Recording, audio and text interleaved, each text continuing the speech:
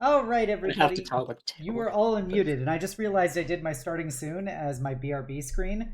That is the kind of Monday I'm having today. So, Ugh, what a week.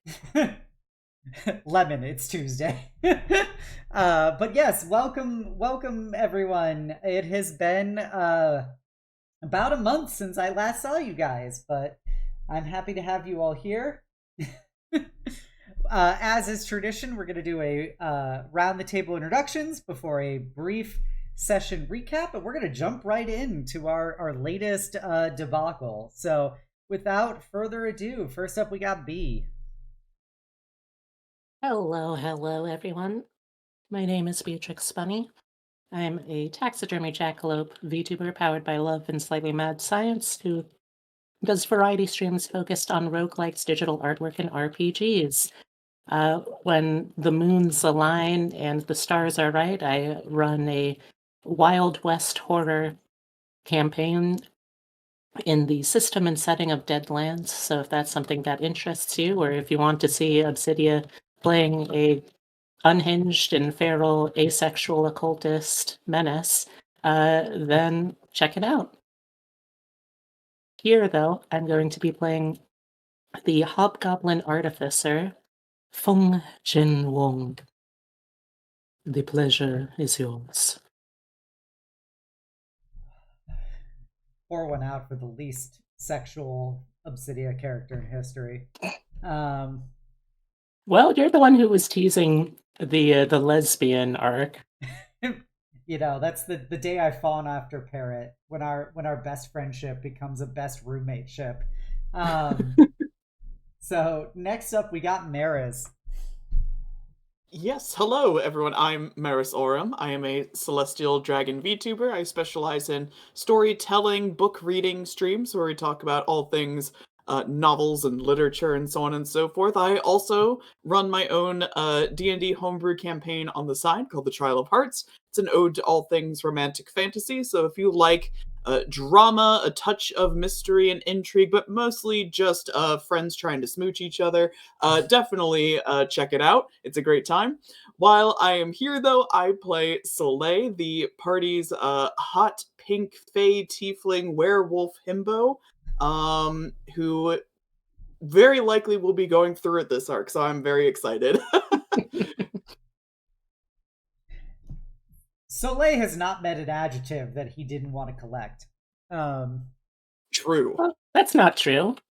This female. That's even more true. he did actively reject that. Uh, but thank you, Maris. Next up we got Sif. It's me, Sif underscore VTuber, real ass man, living suit of armor, play games, I do art. I plan on bringing my Crystal Stroud campaign back soon. I'm just writing stuff up on and rewatching VODs to sum things up. I'm back again playing as Nafisa, little Drake Warden Ranger with her little scale doggy. And I'm very happy to be back and untraumatized and, no blood on our hands. We're good people. We will non-lethal this. We will be wholesome chungus. I love you guys. Wholesome Chungus. Sure. Wink. Just a big old wholesome chungus. What a sentence. Wholesome Chungus. Fuck my chungus life. My wholesome Please don't Chungus fuck life. my chungus. Next up we got Lily. Hello, everyone. My name's Lily. I am an artist that draws a lot of D&D stuff. I also run my own campaign, Mistwalker Spectrum of Eternity. Finished uploading the 15th episode of that over the weekend, but all sorts of... it's all man, baby, and it's all gay. So, and they experience the horrors, and it's great. But yes, as for tonight, I play Aurora, the satyr wizard, artist, etc. And very excited, coming right off the heels of realizing that her art may be causing her to be in a lot of pain. That's just called capitalism. That's just capitalism, baby. Now that's what I call capitalism volume 5. But thank you, Lily. As you all know, I'm Obsidian. Um, as just a brief little announcement because it's real exciting. I am doing an off stream one shot in a week Ooh. with some different players and stuff set in the world of Nexus, and I'm going to torture them. So it's going to be really fun. I just wanted you all to know that. Um, I set the one shot in the most miserable place on Nexus, the site of a future campaign. So aside from that, previously on our plucky group of adventurers got their job to go to the far off city of Signoviste, which is located in the Federal Republic of Tyrol, the easternmost state within the United Federation of Allied States, specifically bordering the Erixis Mountains, where a significant amount of refugees are. And they were being recruited by Soleil's former patron in a lowercase p, a man named Lazlo of the Shrouded Assembly, who helped him when he was in a particular pinch after killing a wizard quite brutally. And apparently things have not been going well in Signoviste since Soleil did that. And so Lazlo is calling in his favor with Soleil to have Soleil come and help him rectify the situation. And Soleil promptly dragged his friends along with him. In addition to that, Soleil had memories of perhaps some of the concerns, issues, traumas of his own father back in the Feywild. And Aurora decided to get the whole party together to call out her shadow, Nethris, about being an exploitative dick. Surely no repercussions will ever have to see Aurora's face in light of that. And Nafisa and Fung did a massive study session of their employer, Zelik Karen's extensive notes she took about the situation unfolding in Signoviste. And with a trusty Nat 20, Nafisa has a pretty good understanding of at least the political level dynamics going on there. They passed by a destroyed refugee camp of Erixian refugees, and for a brief moment, Aurora swore she saw all the crows picking at the various eye jellies and lips and other tender parts of the human body strewn about, that they all turned to look at her all at once for just a brief moment. I wonder if that has any meaning or connotations. I don't think the world will ever know. Surely not. They then arrived in the somewhat ruined city of Signoviste, which is quite different than when Soleil left it, perhaps no more than 3 or 4 months ago. But the city is quite war-torn and still polluted by the significant amounts of blue Nexite smoke from the various refinery plants that exist in the city, but also a significant amount of smoke from burnt-out buildings. And as they got off the train, they saw there were various armed militia present at the train station, offloading various illicit supplies. And Soleil would likely know that the place that he is most likely to find Lazlo in the city of Signoviste is a particular restaurant slash bar known as Zarkany Kos, which roughly translate from the Skiari dialect of Wayfarer to mean the dragon's lair. And that is where Lazlo and his elements of the Shrouded Assembly kind of have as their headquarters. On the western side, the eastern side of the Zarkany River, which is the river that flows through the city. So, you guys got off the train. You see, Soleil recognizes, because of his time working for the Shrouded Assembly in Signoviste, he recognizes, obviously, some of the people here are from various criminal organizations and stuff. They don't overtly advertise, but because you have essentially thieves' cant, you can pick up on the signs on these people that they belong to various factions within the city. So there you guys are in the beautiful city of Signoviste. What do you do? Well, I imagine we better make our presence known. Do we have to This- shout our names or? Nah, no. I have a pretty good idea where I can find Lazlo, and we can introduce y'all to him. Now, I'm not gonna lie, Soleil, this place looks a lot worse than I was expecting. Yeah, it doesn't look too good. That's I mean, I knew things were supposed to be bad, but this is like real bad. I mean, I've never been here, but it's like You most likely know the place the best, so take the lead. Yeah, yeah. Follow me, and he'll lead the way to the to Lazlo's place, Lazlo's restaurant. All right. As you exit the train station, this is somewhat of a demilitarized zone in the grand scheme of the city. There are actually some city police as well as Tyrolean military that are present here, just kind of to make sure that supplies flow in and out of the city, because that would be a huge problem for the people that aren't poor if they didn't. um, so there is actually somewhat of an armed presence here, but they don't seem to be taking any active actions against any of the obvious envoys and entourages of the various factions present.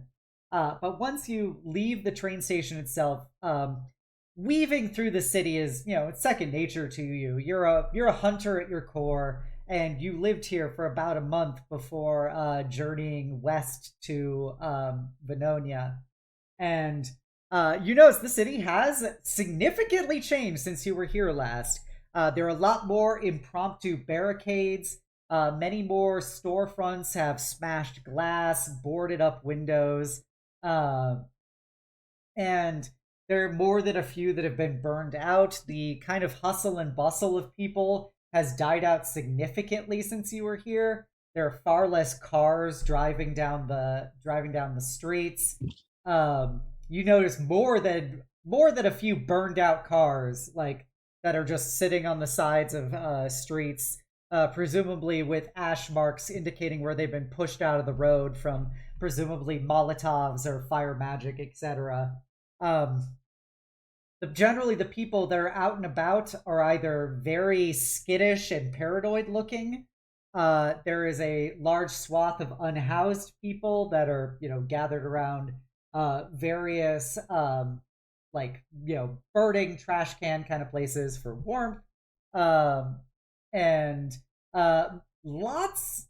I wouldn't say lots. There are several people you see patrolling around in groups of impromptu militia, and to recognize them as obviously members of the Shrouded Assembly under Lazlo, but they don't necessarily bear any kind of uniform or such. It's just you see tattoos, you see kind of markings, colors that indicate their affiliation. But as you're, weaving through the city, does anybody other than Soleil have any reactions to this? well, I don't imagine Aurora's reacting very well to this. Like, her home back in Erixia was overall mostly untouched by the direct conflict. But I imagine specifically during her train ride into the capital for her exam, she probably saw similar sights to this. So it's probably bringing back a lot of memories of that. What about Fung and Nafisa? So, I think I'm not sure what to think. It's very bleak. It's hard not to feel somewhat helpless in all of it, I think. Nafisa? this isn't Nafisa's first time seeing the aftermath of the war and Eryxian refugees, and she's thinking back to the good berries she gave out, and it's such an infinitely smaller and smaller act of kindness now as she walks through here, as she like timidly like fidgets with her camera, debating like, can I take a shot of this, or will people be upset or like frustrated if I do so? Like this is like she has not been more aware of herself and her acts Gotcha. for a while here. Yeah. Yeah, so you all experience it as you move through it. People look at you because you are a very motley crew of people. But I don't know, make some insight checks. Do insight checks from everyone just to get some Okay. vibes. Yeah, I was about to say, Soleil would also kind of be on the lookout because you imagine so someone in the city knows who he is and knows responsible for it. So he's kind of keeping his eye out for people who are staring at him just a little too long. All right. I will say Soleil and Fung specifically, you get a vibe of, people recognize Soleil. Soleil is distinctive at the best of times, but he in this city is a symbol in some way. Soleil, you can interpret that however you wish, but for Fung, you could tell that people look at Soleil with a degree of recognition and perhaps fear. Um, Oh, God. you also can pick up on the fact that there is a sentiment that you guys, in some way, shape, and form, are mercenaries. You are very clearly not the Signovistans, and there is kind of an expectation that you're coming from the rail station, heavily armed, heavily armored, that you are further fuel to the suffering that is occurring in this city. That is the vibe that Fung and Soleil are picking up. Oh, good. Oh, it seems that you're remembered, but I do not think this is the sort of attention we wish to draw. Yeah. Oh, I will add a further note. Soleil, you notice that definitely, I would say 75% of the armed patrols of Shrouded Assembly people, when they see you, they do the nod. You know the Mm. nod. Oh. Hey. Don't it's inaudible, but they recognize you. It's a game recognizes game kind of thing. And people definitely like you notice they'll like shove some unhoused people and stuff out of the way if they see you walking down the street. Oh no! no. Oh no! No! wait, out of character. Would Soleil know what homelessness is? Yeah, he's definitely familiar with the concept from his time Okay. living in the city. Okay. But it was a bit alien coming into the city, but in the month or so he spent in Signoviste with Lazlo, he is very familiar with the concept of homelessness, particularly through the lens of Lazlo in their usefulness. Oh. It's like Sherlock Holmes kind of thing. Mm-hmm. Soleil is just feeling this ever-growing weight on his shoulders. Are you okay, Soleil? Your shoulders look very heavy. uh, yeah, I'm okay. Just I didn't think that any of this would be happening. But we're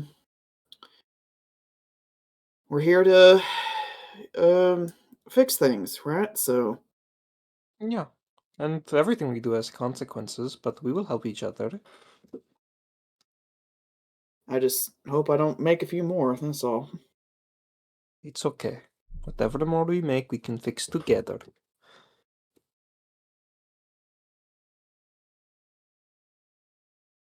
All right. And with that, after probably about 10 minutes of walking through the city, you do begin to smell the heavy aroma of grease, paprika, garlic, and like butter. Kind of permeating through the air with a heavy mix of gunpowder. Um, and you see the sign where they're it's very much a stylized kind of a bit like the Welsh dragon flag, except it's that like dragon, but with very distinctly draconic symbols on it that have been somewhat adapted into Wayfarer script. And it very much says the Zarkany Kos next to the dragon, but it's in a near stylized draconic script. But Nafisa, speaking both languages, can easily discern it. But for the rest of you who are not native to this area, Soleil obviously can recognize it at this point. But for Fung and Aurora, it takes kind of like a double take, and you go, "Oh, I see the Wayfarer words for this." It's just very heavily stylized font. So we're talking about like metal band font? Yeah, kind of. It's very metal band-esque just for the fact that it's like if you tried to write Chinese characters with a Latin alphabet. It's just very much like you're trying to get an artistic effect that doesn't necessarily translate, but you can kind of discern it if you look at it hard enough.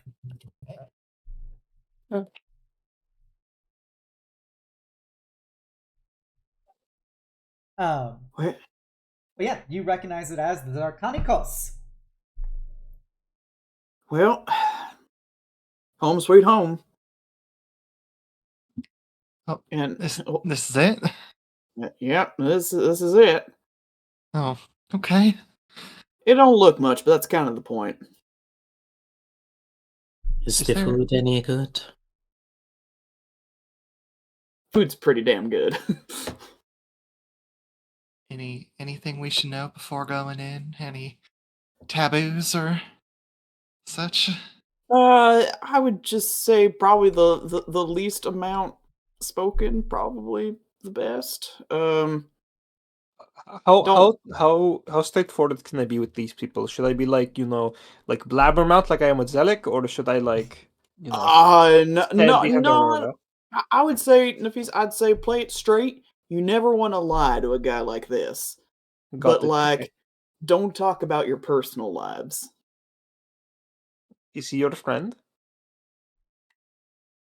Yeah, I'd say he's kind of like a friend of mine. But And the thing about friends is you got to know how much to trust them with. it doesn't sound like he's a friend. No, he is a friend. Lazlo took care of me when I had nowhere else to go, and I was lost and confused and in a strange new world. He looked after me, and I'll always appreciate that. So do inns, but they ask for gold, not wet work. You called it. But yeah, I will follow your lead.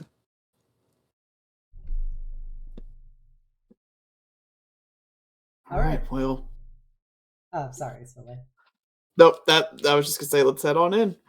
All right, as you head on in, one of the, as you approach the door, you see that the windows have clearly been tinted since you were here last, to make it a little harder to see into. And everyone with Arcana can make some Arcana checks. This is just a kind of a minor detect magic ability. 19? Holy okay, fun. Wow, everybody's wicked. Popping off. Hyperfixation! Oh, it's okay. We get him out here so that way I die in combat. What? Everyone but Nafisa picks up on the store this restaurant has been enchanted in various ways. There's just that vibe of arcane what's it called? Abjurative magic and stuff on it. Fung specifically, you could pick up on that these wards have been renewed many, many times over. Like, they've been worn down and renewed, and you, particularly with your eye for engineering and stuff, can discern that, like, there are portions of these windows that have very finite cracks and stuff that have been clearly mending spells cast on them, but like these wards are pretty strong in their own right, but they have been busted through over and over and over again and restored in turn. You can also pick up on the fact that aside from arcane magic, there is a significant amount of fey magic saturating this place. There is something that reminds you very much of that God, what was it? The restaurant you saw in Venonia with the storyteller and everything. There is a intense amount of specifically urban fey court magic about this place that is reinforcing it in some way. Right. I think I would, by and large, relay that to the party. Like, there's been an awful lot of violence and attacks here. There likely will continue to be. There's a suffusion of magic, but quite a lot of it evokes the urban court that we encountered in Venonia. Huh. Did they have ties when you last met? That's a good question, DM. Make a nature check. A nature check? Yeah. You have advantage, you're a fey person. Dirty 20. Okay, dirty 20. You know Lazlo has a connection to the urban court of Fae. He never told you explicitly. He displayed a limited set of powers in your presence, but you did notice him in particular. You notice that actually, I'm going to tag this onto everybody now. Everybody make perception checks or investigation if you're so inclined. Dirty 20. 21. Lily's BRB right now, so Okay. she can make the check. Suffice to say, Nafisa and Fung, you recognize in the area around this restaurant, there are a lot of very disturbing murals kind of spray painted on the walls. Like a lot of humanoids in a moment of incredible fear and visceral dismemberment have been spray painted onto the walls and sidewalks around this place. Soleil knows specifically that Lazlo has mentioned that he must feed the city. And that is something that he has commented on. And you occasionally will see he is covered in tattoos under his suit. And sometimes they will squirm in ways that are unnatural. And when they do, his eyes very briefly flash orange, and he disappears for a bit. Not like he just teleports away, but he will leave the room for a while, and there will be a new mural somewhere in the vicinity.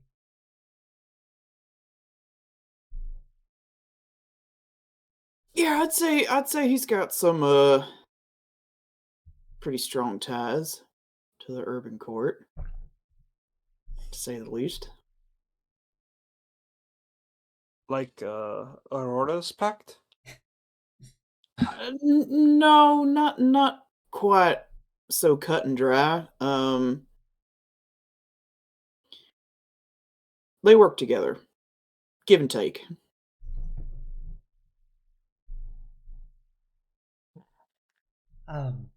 But yeah, with that, when you approach, some armed thugs basically will see you, and they don't even do the passphrase or anything. They recognize you, and they give you the nod, and open the door for you, and they will give a look at your companions and then look back at you.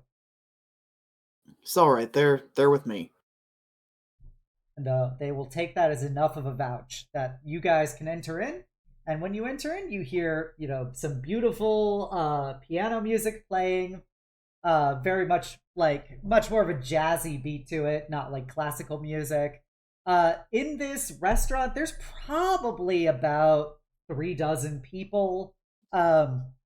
most of them, everyone can make insight checks again. Except for Soleil. Soleil knows all of this stuff. This is all Soleil lore that he will auto-get. Natural 1. I love those 11 and 10s out there. Even with that, you guys can detect that most of the people here are tough customers, to put it lightly. Soleil, you recognize most of these people are part of Lazlo's crew. They're shrouded assemblymen. Nafisa, the one thing you zoom in on is actually that there is a priestess here. There is a brass dragonborn woman, much more on the, she is very much in the dragon spectrum rather than the humanoid appearance spectrum. So she's got the draconic face and stuff with the big, face crest plates that brass dragonborn have. But she also has, a nun vestment on, with the blue kind of collar that most tetrarchic priests have. And she has a thick cigar in her mouth and a just glass of bourbon in front of her, and she's just kind of slumped in front of it, just like, this woman has the weight of the world on her. But she's quite clearly a tetrarchic priest, and 2, she is a brass dragonborn. And you're like, oh, this place can't be that bad, it's got a priestess here. This is the troubled single mom with the divorced energy NPC of this region. Single sister at the orphanage in this shitty city, yeah. This off that nat 1, this is probably when Nafisa would unwittingly just snap her camera flash, and it's one of those portraits that in the epilogue will be in museums, like the Sin painting. This one's just called Sloth, and it's this beautifully well-lit priest just fucking smoking a cigar surrounded by the dirtiest, most criminal people ever. It's basically if Bukowski was a female draconic priestess, just sitting there. This woman has been ridden hard and long by life. But the rest of you can, obviously see that there are some tough customers here. Soleil, you notice somebody from across the restaurant look up at you. And he gets a real scowl on his face as he stomps on over. And you guys see this 9-foot-tall male Goliath, very much kind of a short mohawk shaved on the sides, basically straining inside of a suit, as he walks over directly in Soleil's face and looks down at him. Soleil's just gonna look up at him and kind of tilt his head in a very familiar manner, just, hey baby, what's going on? You see the Goliath cracks a real snaggletooth fucking, several of his teeth have been replaced by steel and stuff, smile as he grabs Soleil very firmly by the ass and pulls him against him. And kisses hold on. right against Soleil's neck. He bends down to kiss him on the neck. Oh my god. It's been too long, Sonny. Where you been? I've been missing you. And you know what's been missing you too. And he guides Soleil's hand to literally go over his own crotch. Hey, yo! I gotta know what Aurora's expression is in this moment. It's pretty aghast at this point. I'm writing gay in big letters, and I know a roll was not asked. For odds, I rolled a nat 20 insight. Yes! Oh my god, yes! So, Nafisa, with that nat 20, they fucking. This guy clearly has a profound sexual relationship with Soleil, but also that you can pick up on, there is actually a kind of deep-seated feeling of they've been missing Soleil. He clearly has a genuine affection towards Soleil, and also a very profound, some would say pulsing, sexual desire towards Soleil. But you didn't need an insight check for that. You could see it quite evidently because he's a Goliath. Yeah, you I'm know. writing this as Yaoi and sending it back to the Yaoi bookstore girl, thank you. What a good session to start taking notes on. Yes, Soleil he's not taken aback. This was entirely expected, frankly. And you can't tell, but he's grinning from ear to ear, just like I listen, I know Andrus, I'm sorry. I had some work to do. I listen, you free later, I'll make it up to you. Oh, I expect you will if you're gonna spend any time here, Sonny. Yeah, unfortunately, I do have a little bit of business to take care of before we get to the pleasure aspect of things. Was Lazlo around? The man that you know to be Andras, he kind of groans in this very like, why do you have to bring up business right now? And he's like, sunshine, yeah. You're in town for Lazlo. He's out back. You know where he is. Just he's currently dealing with a former client. But I'm sure he wouldn't mind the interruption. But I won't say no to spending some more time with you. It's been a while since I had your light on my face. I know, I know. I hate to bring it up before we even get started, but uh, I'll see you later. I'll see you later after I talk to Lazlo. Gives a very affectionate pat on the pecs. And motions to everyone else, and just these are my friends that I've been traveling with and working with, picked up along the way. So y'all be nice to them, okay? He looks at the rest of you and kind of just gives you a very passing glance and just kind of does a grunt.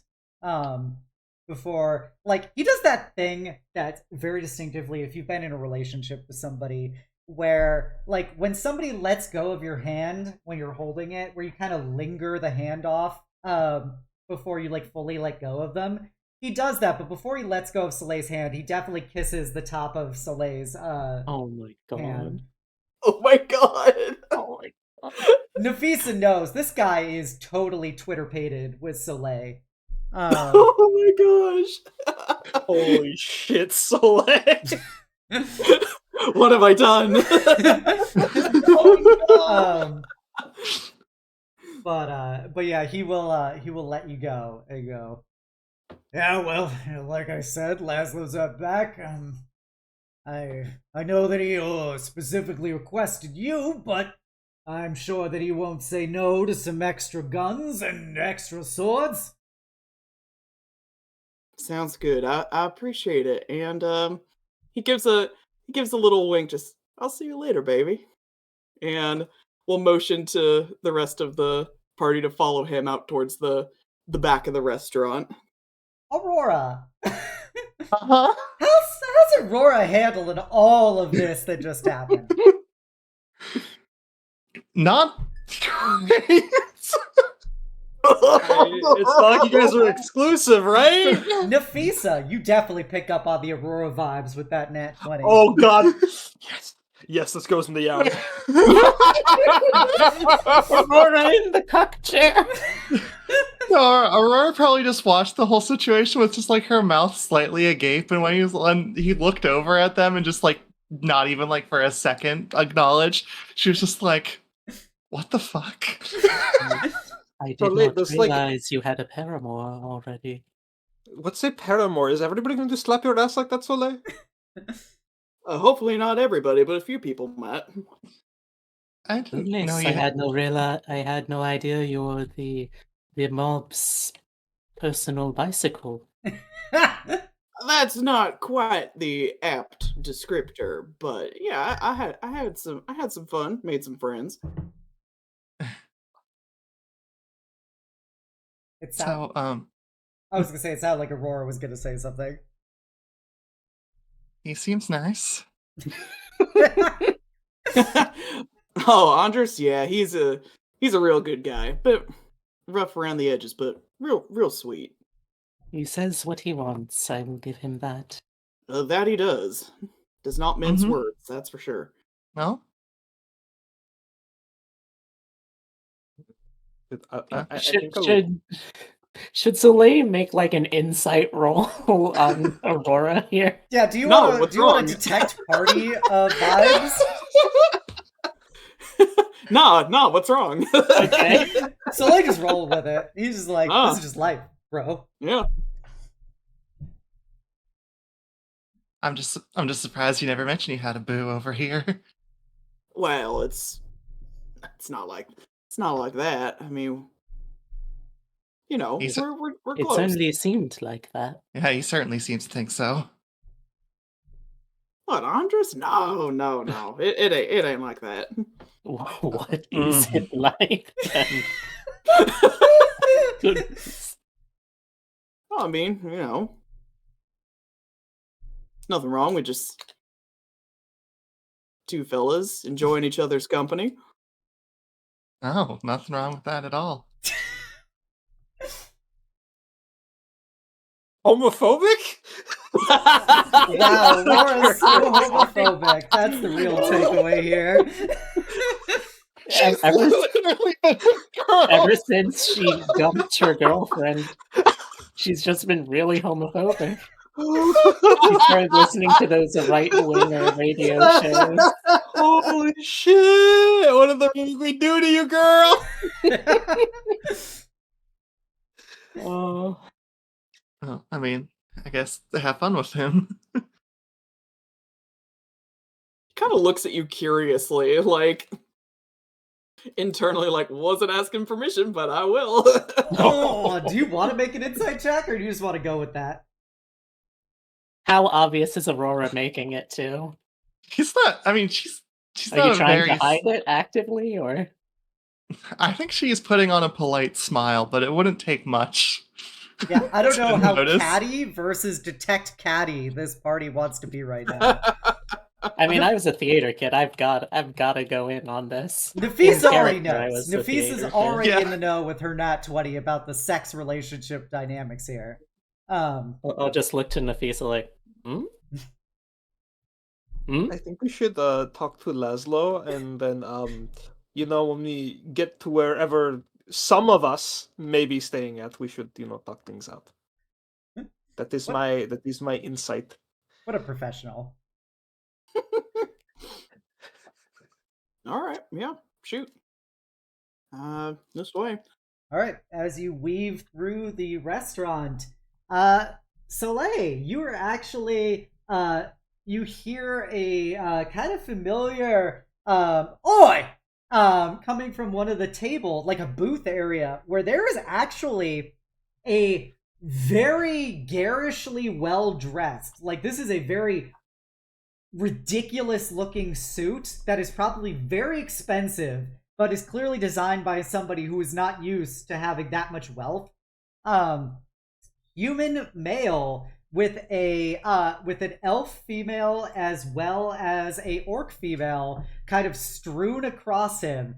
And it is none other than your boy Drovich, the smuggler from fucking the Erixus Oh Mountain. my god! As he goes, "Oi, Sonny boy, long time no see!"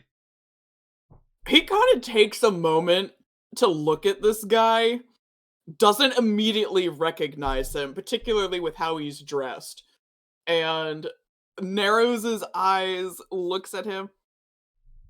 Holy shit! You're still alive? Well, despite their best efforts, I'm still alive and kicking, but, I happen to say that I've reached up a few rungs of the old social ladder since I last saw you. Shit, I'd say so. He gives him a firm clasp on the shoulder and just, how did you end up here? Drovich kind of shakes away the two women that he had on him to make room to stand up to see Soleil, and he kind of, clasps his arm and stuff and gives him a big hug. Drovich he's human male, probably in about his 50s and stuff. He's clearly very weather worn and stuff. Aurora, you can recognize because you're from Erixia. he is clearly Eryxian, but he is somebody who's probably spent all of his life outside of Eryxian cities. He has very much been a native of the Eryxis Mountains, and definitely just based on the dynamics you see, he's probably been outside of formal magocracy society his entire life. Uh, but yeah, Drovich will, kind of give you a hug and go, well, ever since things happened with old Banda, breakdown in overall supply chains have made sure that people like me who can bring the goods from Eryxia are making a pretty penny out here in the Federation, and I happen to be profiting quite greatly. So why shouldn't I spare the wealth? As he flips out basically a 20 credit bill, and he slips it right into you've got that strap that goes across your chest, and he puts it right in there. Right down to your 20 credits, 20 gold. Right between the titties, yep. As he just slides that in there. Well, I'm glad to see that, someone's got a smiling face around these parts. Glad to see you're doing okay. Oh, much appreciated, sonny boy. You know what they say. Chaos is really a ladder. It just gives you the opportunity for less fortunate to climb up. I know Lazlo doesn't see exactly eye to eye with me on that, but frankly, as long as the status quo permeates, I'll be living a pretty good life of luxury for the foreseeable future. Huh.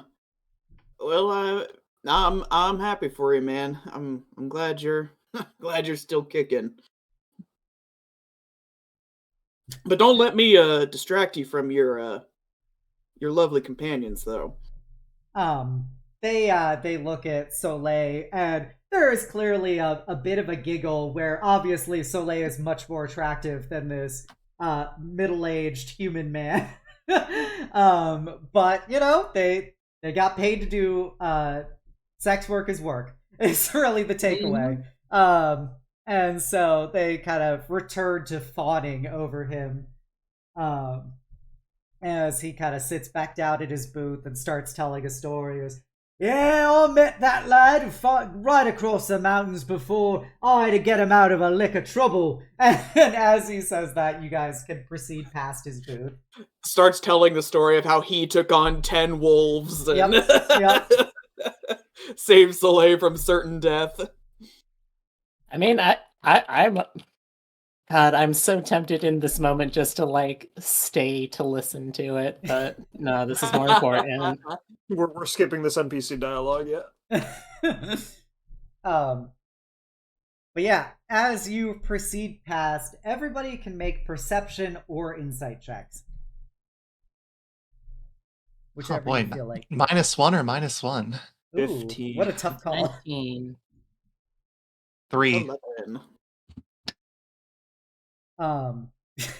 I love that it just says give me the sex lore and then a 15 on perception from Nafisa. But I'm gonna say Nafisa and Fung, you hear a man with clearly a accented wayfarer accent saying through the door there, you hear, you see, this is a gift. You wanted my product. You wanted it so badly that you decided to go behind my back. I am giving you more than enough. This is the kind of man I am.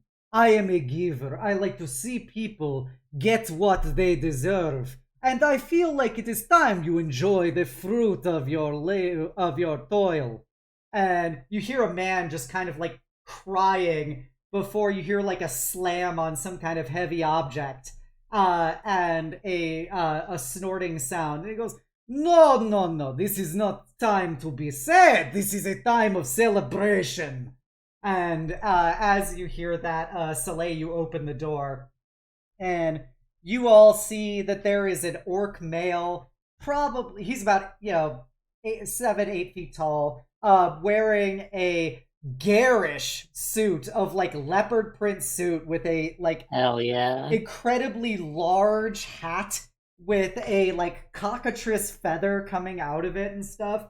And you can see that the sleeves of his suit have been kind of pulled back, and you see tattoos running up and down each of his arms. Rings, of course, on every finger. And the tattoos kind of run a gamut between clearly religious symbolism of the Tetrarchy, as well as a lot of... Actually, I'm going to do a special check here for Aurora. Aurora, make an art check with advantage.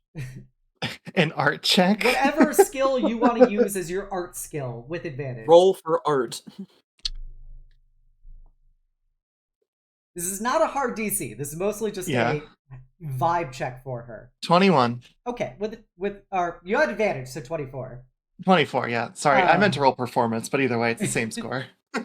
So with a 24, you can pick up, there's clearly draconic symbolism, but done through a very urban avant-garde aesthetic.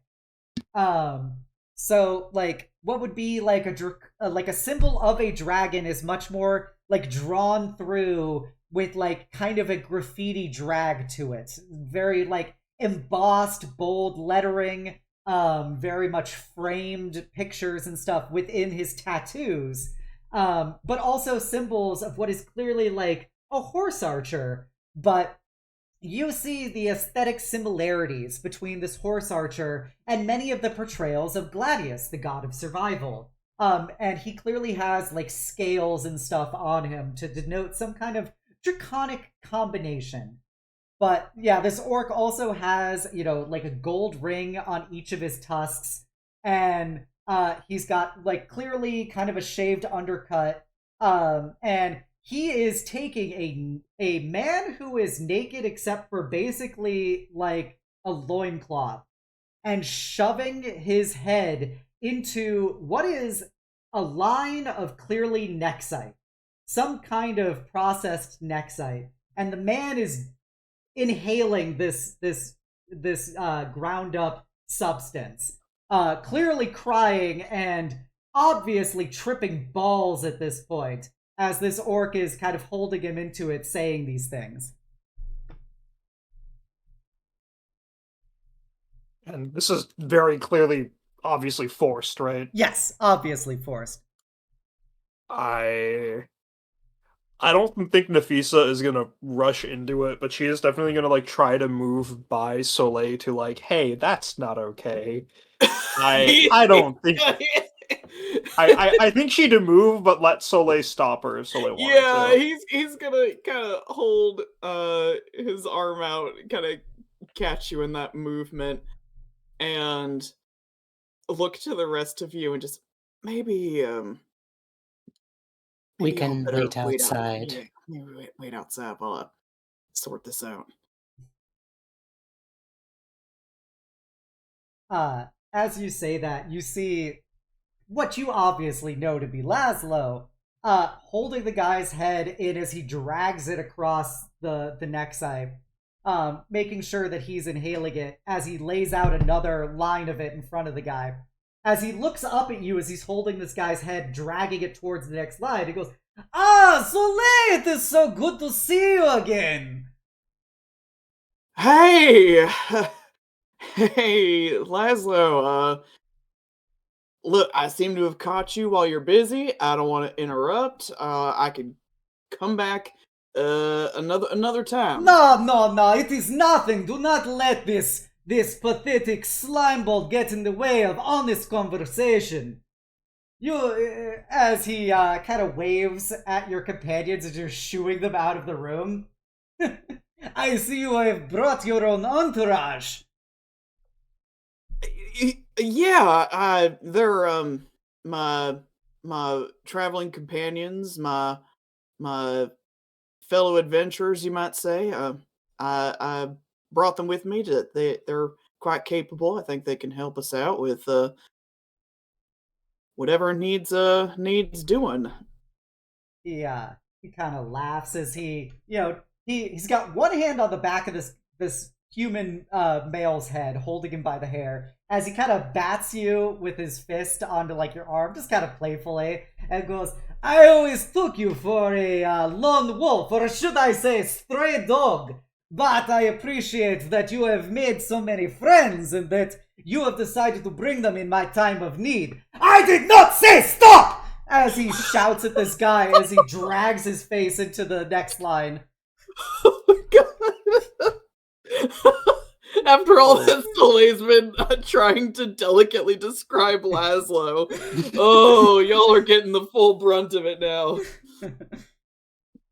And after he swipes him through the second line, the guy kind of falls limp in his hand and drops to the ground and is just like eyes rolled back into his head, foaming at the mouth. As Lazlo kind of does a prestidigitation to his hand to wipe off some blood, sweat, and just like stray hairs that he pulled out of the guy's head. As he shouts over and goes, Andras! Get this scum out of my sight. He has clearly enjoyed the fruits of his labor to his heart's content. Now come. I'm sorry this is to damper mood. No, it sounds like negotiations were concluded. It is a dynamic business environment currently in Signoviste. Yeah, I noticed things have kind of changed a bit since I was here last. I mean, I heard it's bad, but it's pretty ghastly out there. Yes. How much do your friends wish or actually know about our particular relationship? He kind of looks back to you guys, ponders for, hesitates for just a little too long, looks back to Lazlo, and just goes, they know enough.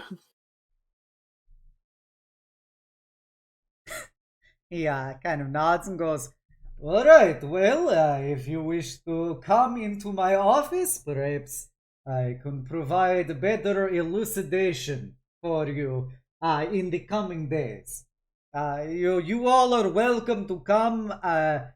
What is the vibe that the rest of the party is giving in the wake of all of this? Nafisa is like that kid that like stares a little too hard at something that she's not supposed to, and she's just staring at the guy getting dragged out of the office like, can I cure wounds him or something before he leaves? I'm just gonna say, make a sleight of hand check. Okay, this is not gonna go good. Or maybe it will. Or maybe it will. Maybe it does. 20, yeah. Yeah, you're able to slide on the DL a little cure wounds to him. The fundamental issue here is not a cure wounds issue. It's more of like a lesser restoration issue. If you wanted to cast something like that. Otherwise, if you're doing a cure wounds, you notice that when you look closer at him, he's covered in bruises and cuts and stuff. This guy has clearly been quite worked over before this moment, and you can definitely deal with that and heal that up back up to snuff. But he is definitely overdosing on whatever he was just experiencing.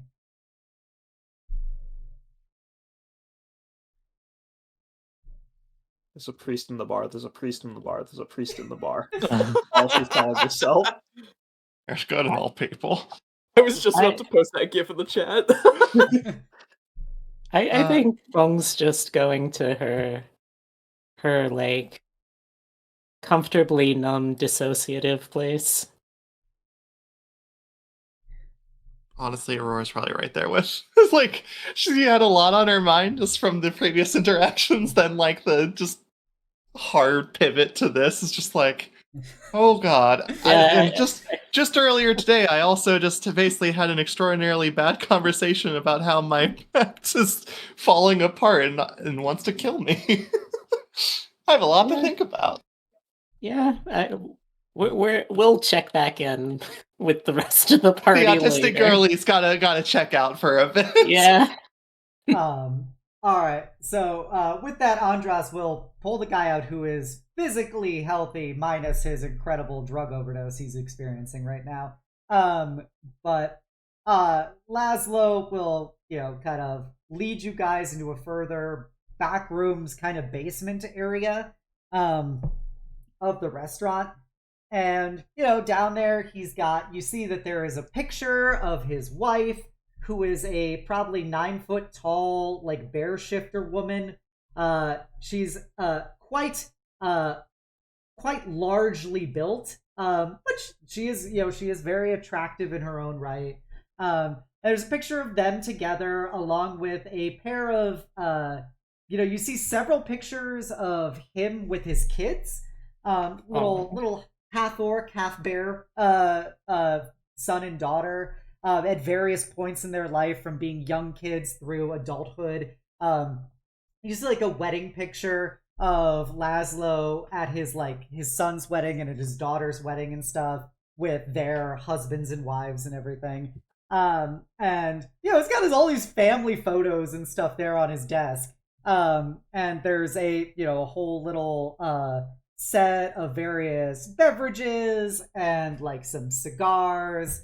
And he will kind of gesture you over to some very comfy looking chairs down here. And just kind of gesture for you to sit down as he sits behind the desk and pours himself a glass of water. Soleil will take his usual seat right across from him. Kind of motion the others to pick a chair, any chair.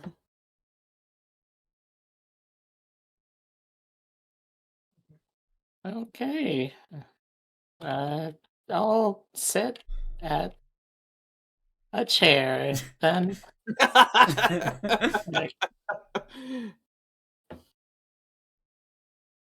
think Nafisa would want to sit in a way that near like between party and Lazlo, but obviously they're at a table, so there's not a whole lot you can do for that.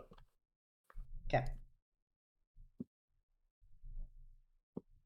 But yeah, as you settle down, Lazlo gesture to the various beverages, alcoholic and not alcoholic and stuff, and be like, do you like anything? Would you like coffee, tea, something stronger, or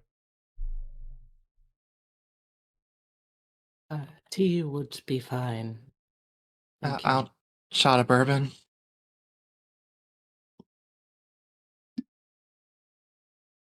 I don't really want to drink right now.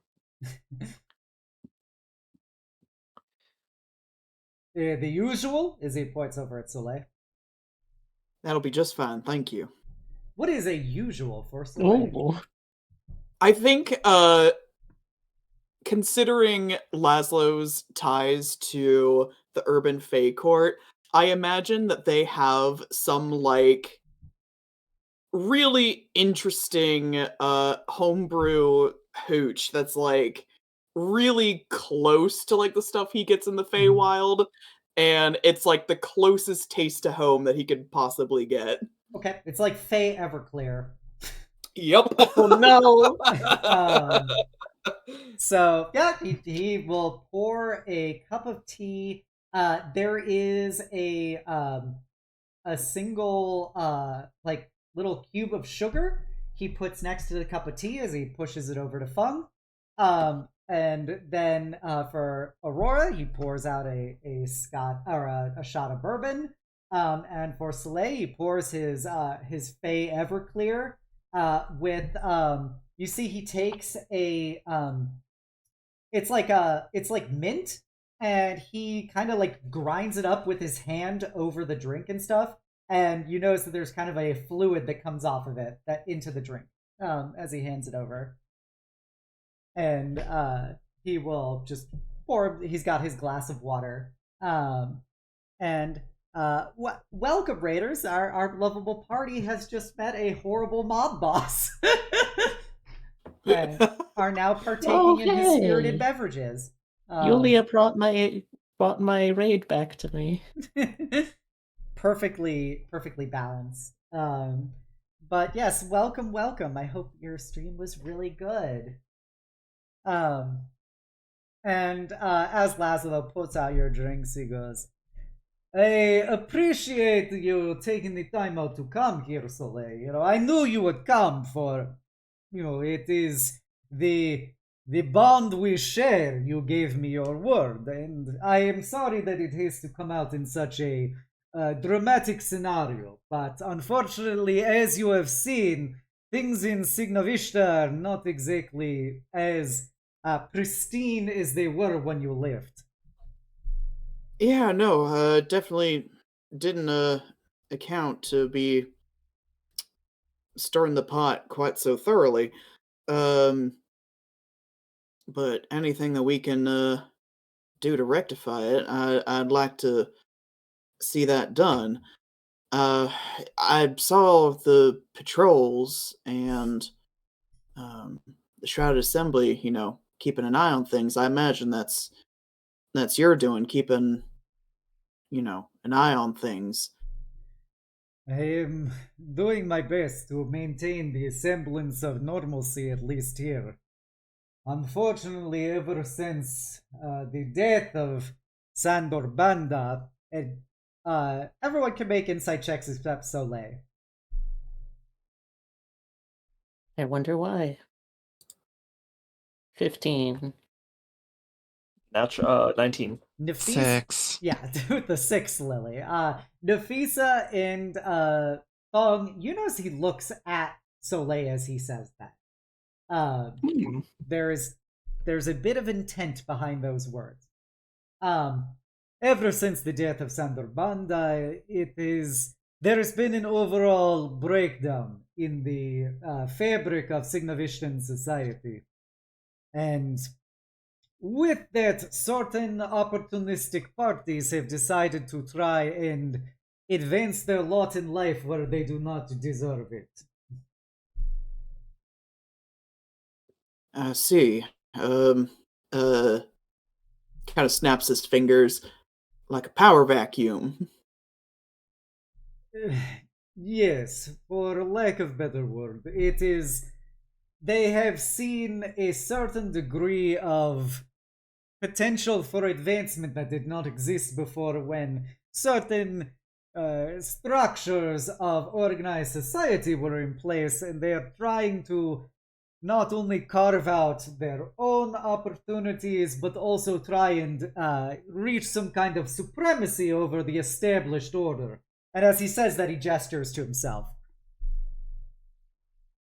I see. Trying to get a cut above you then. Yes, you know it is fucking bad when Van Yaskins of all people are trying to make a power play in the birthplace of the fucking Tetrarchy. Yeah, I know what you mean. uh, uh, so everyone's going gung-ho, but that doesn't explain what it is that we ought to be doing. I mean, I imagine secure your position, but I don't think you need my help to do that. No, unfortunately, we have found ourselves in a particularly limited time frame. There are currently 3 different competing factions trying to work against me here. There is, of course, the fucking Von Yaskins, the Circle of Thorns, operating out of Rotgard Island. They mostly do stevedore work, with the unions managing the supplies to and from the river, the Sakazi River. But they are trying to secure their own greater patronage. There is the fucking Song Roshin Dai, who are operating in the central part of the city, who, prior to this, they were predominantly the main Nilyar in charge of the Nexite refineries. And then, of course, across the river is the various outlaw armies under Colonel Vasquez, the Midnight Marauders. They've been rampaging throughout the western part of the city, raiding the refugee camps, etc. But all of these people are simply trying to lobby for the favor of the fucking corporations. For Nexcore has given its offer to all of us. I am the only one, of course, who saw that it was absolute bullshit they were even offering it. But other people who have more to gain and less to lose from such an opportunity have decided to potentially work against their own best interests.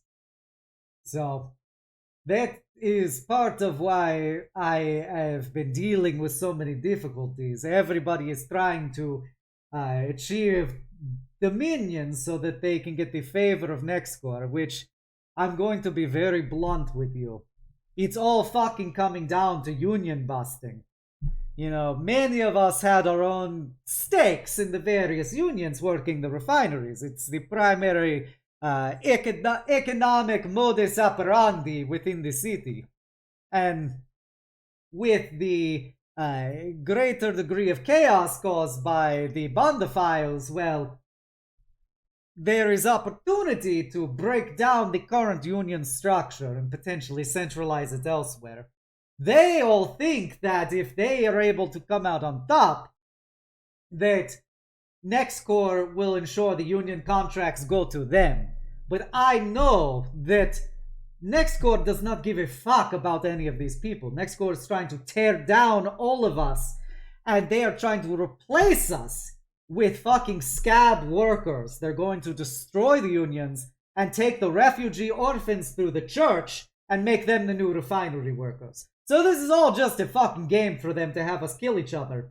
And I know that in a few days' time, they've got reclaimers coming into town who are going to try and kill every single one of us and allow that kind of transition to occur. Everyone but Soleil can make a knowledge religion roll in regards to that comment. Could I also make an insight roll on Lazlo's comment about the thing being the promise being fucking bullshit? Yeah, sure. You can make an insight and a religion check. 23. Okay. With a 23 from Fung and a 21 from Aurora, you guys know, you've heard of Reclaimers. Reclaimers are members of the Order Redeemers. Sorry, it's Redeemers. You know that Redeemers are members of the Chamber of Redemption, which is a section of the Tetrarchic Faith, which is in charge of predominantly internal doctrinal integrity.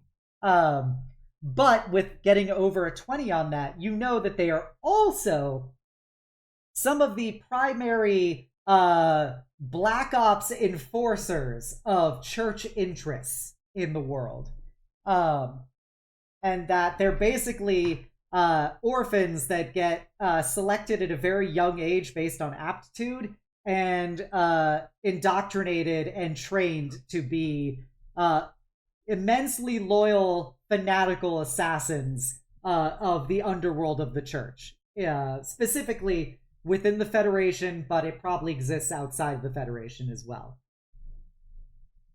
Wait, so just to be clear, the Chamber of Redemption is a Black Ops group that works for the church, and Nexcore plans to take the children from the church and turn them into factory workers.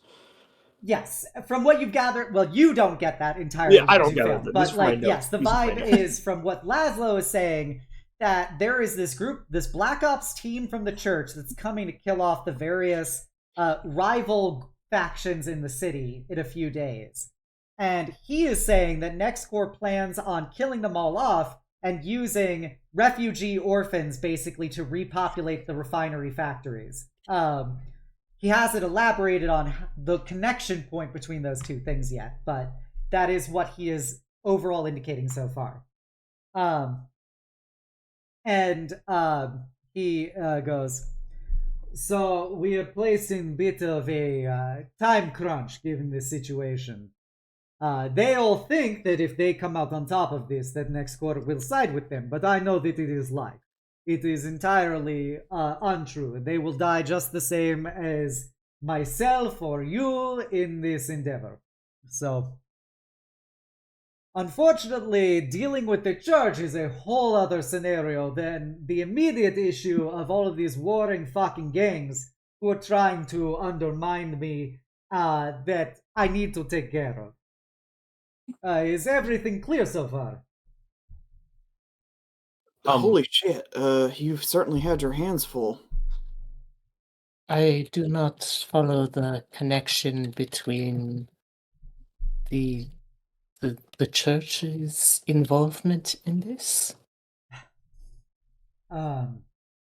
Well, when the bond files were released, the previous archbishop of the seat of Signoviste, as well as this confederation itself, was involved in some of the controversies, and so the Tetrarchy decided to remove him from authority and elevate this new man to be the new bishop of the city, pending a period of transition before he is elevated to archbishop.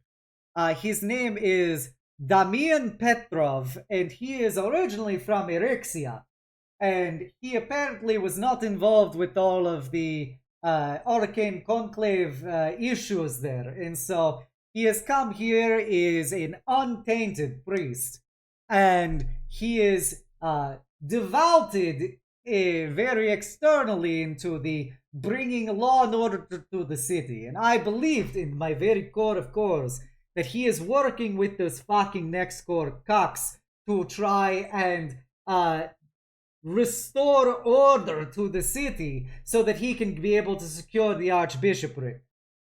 And if it requires trading a few Rixian refugee children, well, that is minor costs for a man such as him.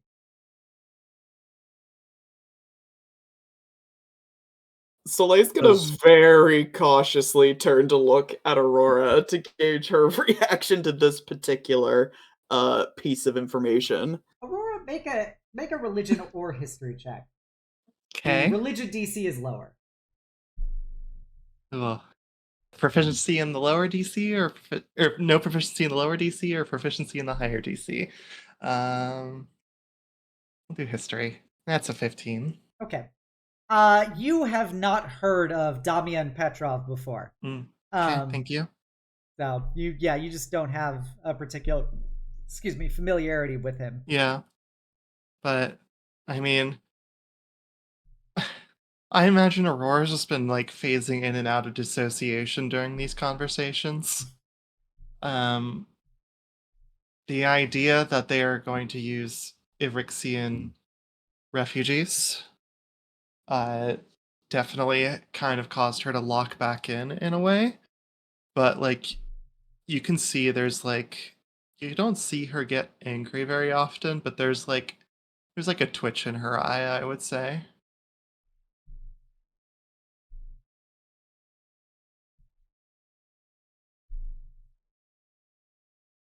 So then the only way to protect the refugees is to do what exactly?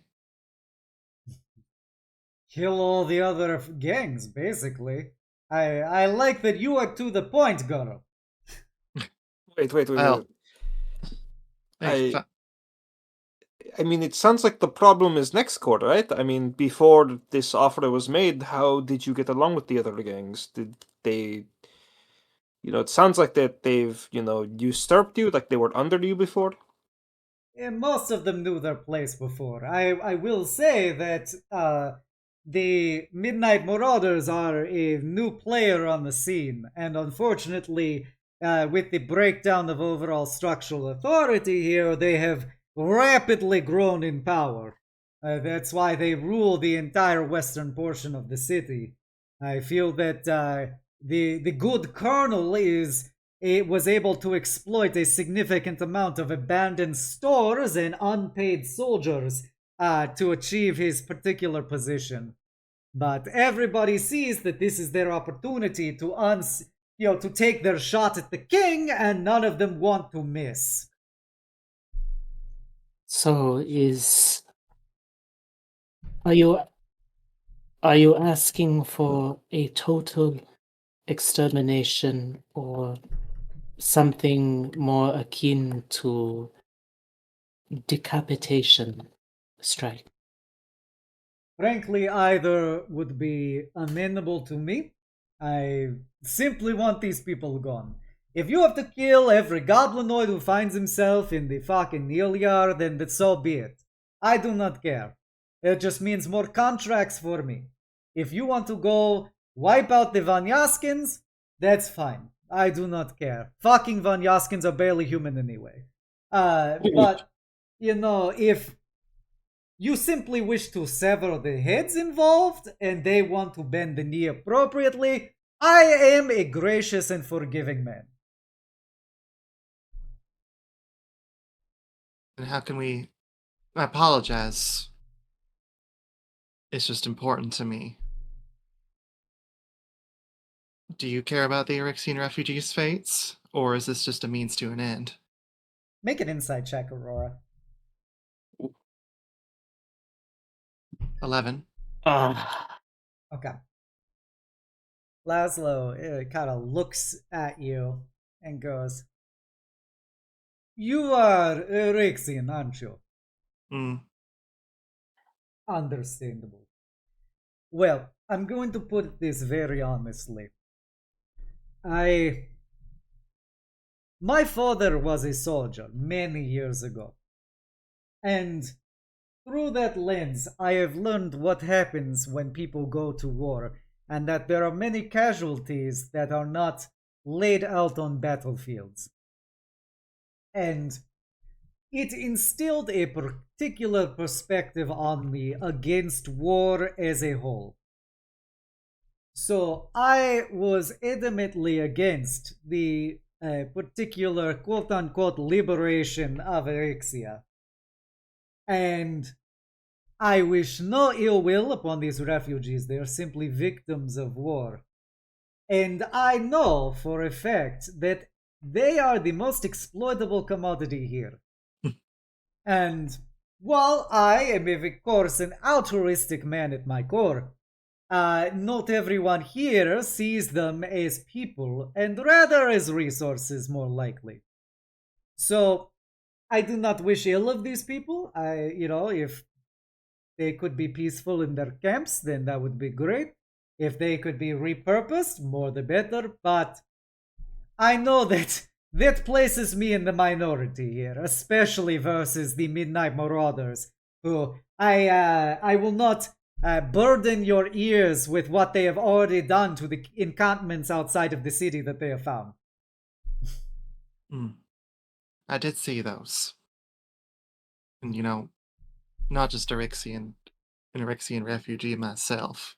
It's just fucking awful.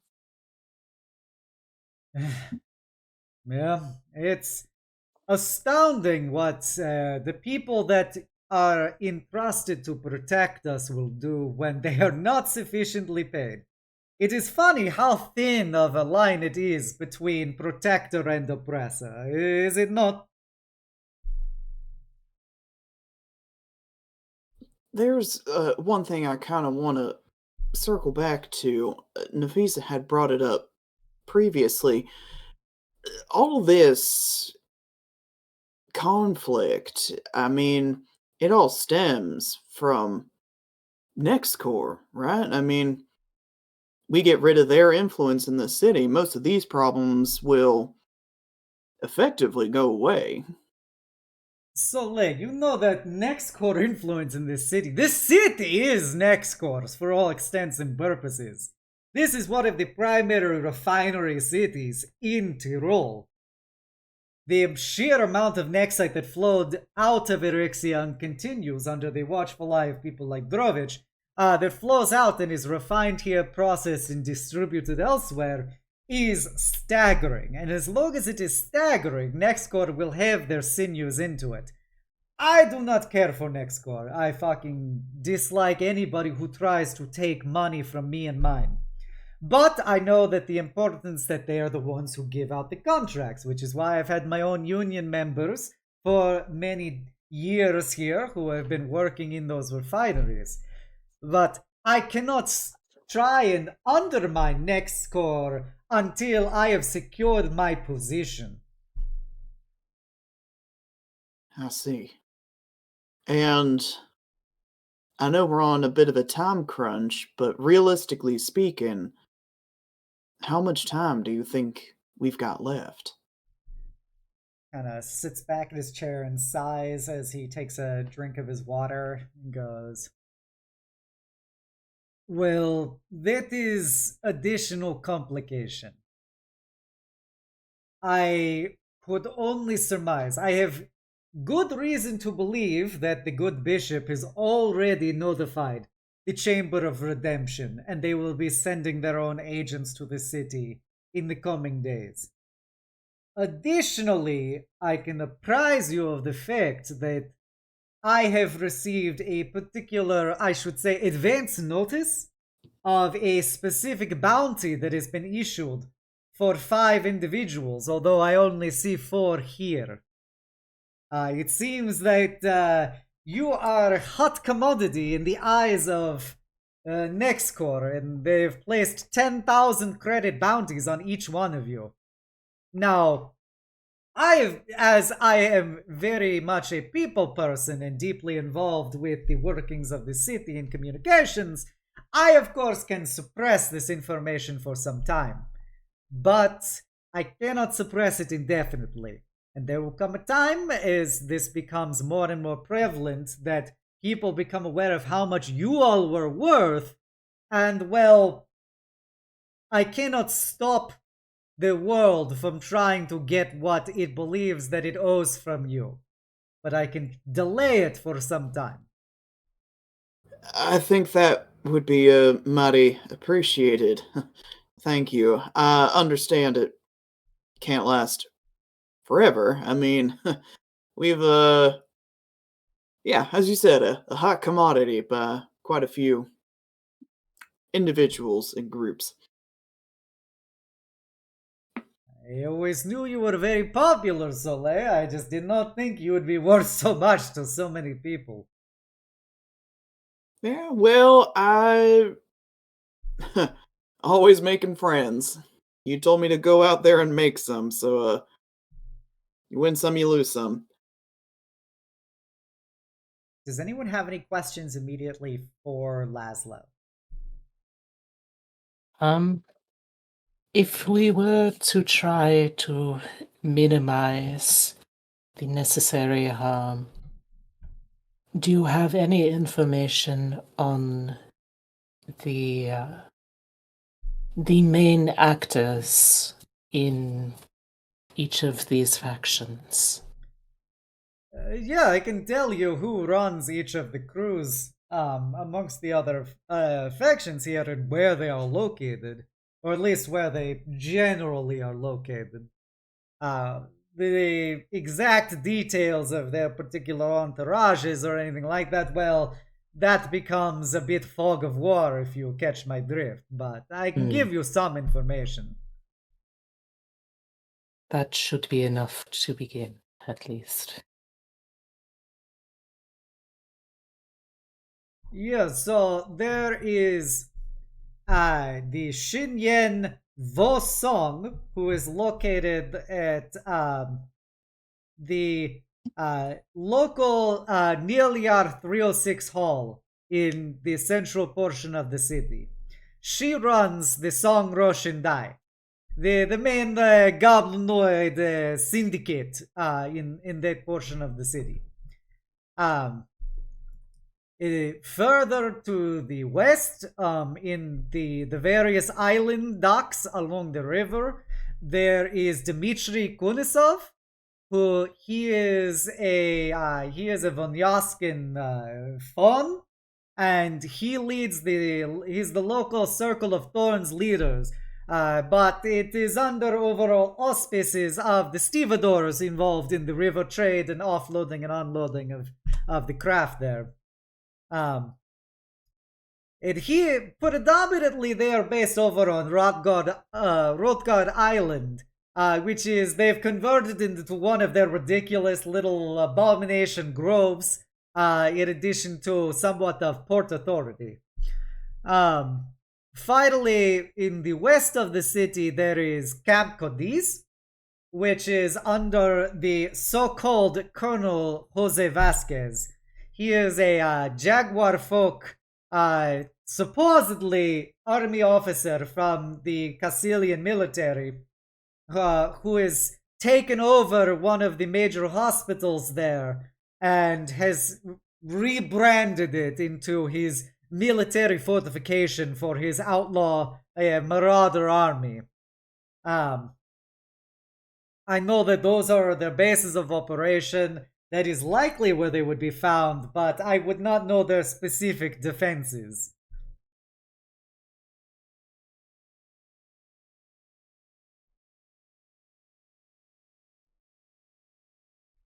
I'm sorry, you said the Jaguar folk, their colonel, like, what's their name? Sorry. Colonel Jose Vasquez. Jose Vasquez, got He it. is a Castilian. Castilian. Thank you, Sif. I can Castilian? post the names for all these various people for you. Okay, thank you. Castilian. Got it. Alright. Does anyone else have any immediate questions for Lazlo?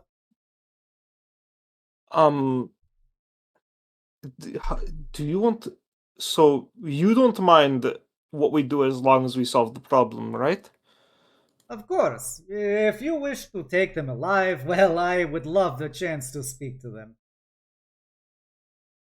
And, you know who our employers are, correct? Yeah, I have indications, especially after your little party last week, as to where you are currently employed. And I understand that there is a degree of sympathetic objectives between our organizations. It's just that, out of character, we didn't give Zelek an exact, like, detailed description. We just said that we were here to help a friend of Soleil's, right? Yes. We did not give the total explanation. Just that we were here to help a really shitty place. But if we deem it necessary, would it be okay if we were to tell them all these details? At this point, I don't know what, if anything, they could do to really help in the time frame that we have, but, I do not feel like it would necessarily matter at all. So feel free to tell your dragons what is going on in Little Signoviste.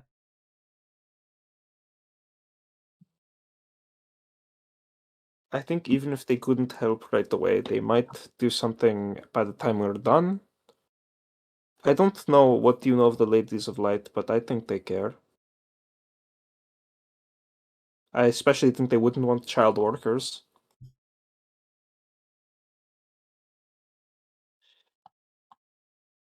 Kind of just shrugs and goes, if I can tell you, what is your name, girl? Nafisa. Nafisa. I can tell you are not from around here, and I can also tell you that when somebody achieves a certain level of wealth and dominion, their scrutiny over such things becomes very lax. So, what you may have as perception of your employers is not necessarily the reality that they live in. No, they can't do everything. They can fly over the land, but they can't see every detail. But that's why they have people like us and other people who help them and show them, and they do good. I know a lot of people in power like that. They might not have gotten there in a good way, but they don't have to stay doing bad ways. They don't have to hurt people.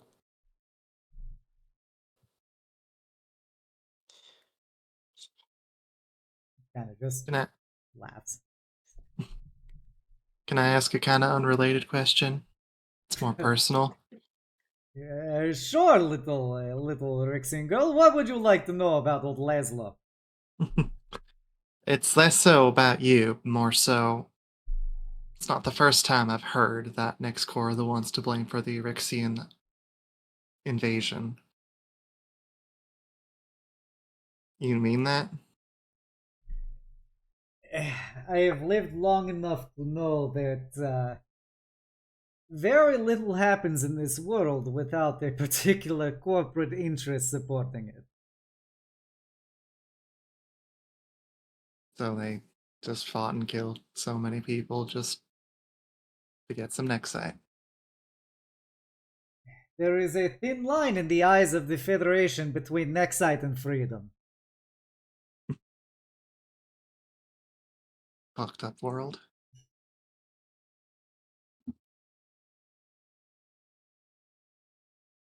Well, aside from that, there is also a secondary problem.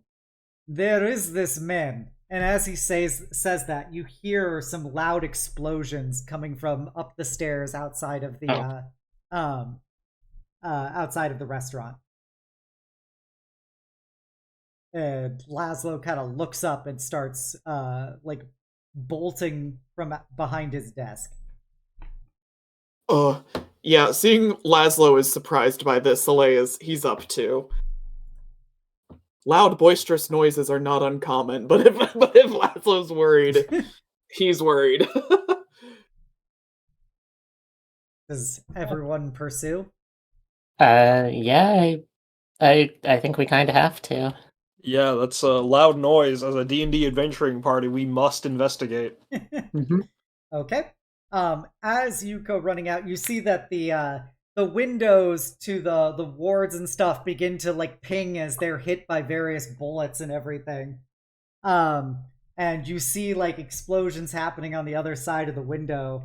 And as you go kind of charging out into the street, you see that there is there's a series of cars that are kind of trying to do a series of cross-secting drive-bys of Lazlo's restaurant, and right in the middle of the street, you see probably some like little orphan human girl, kind of dazed, seeing these cars, driving by, shooting and stuff, and as they are cruising by, you see in a moment, sweeping in front of this girl, a large armored figure swirls up a cloak that soaks up a bunch of bullets going into it. And it's a dark purple cloak.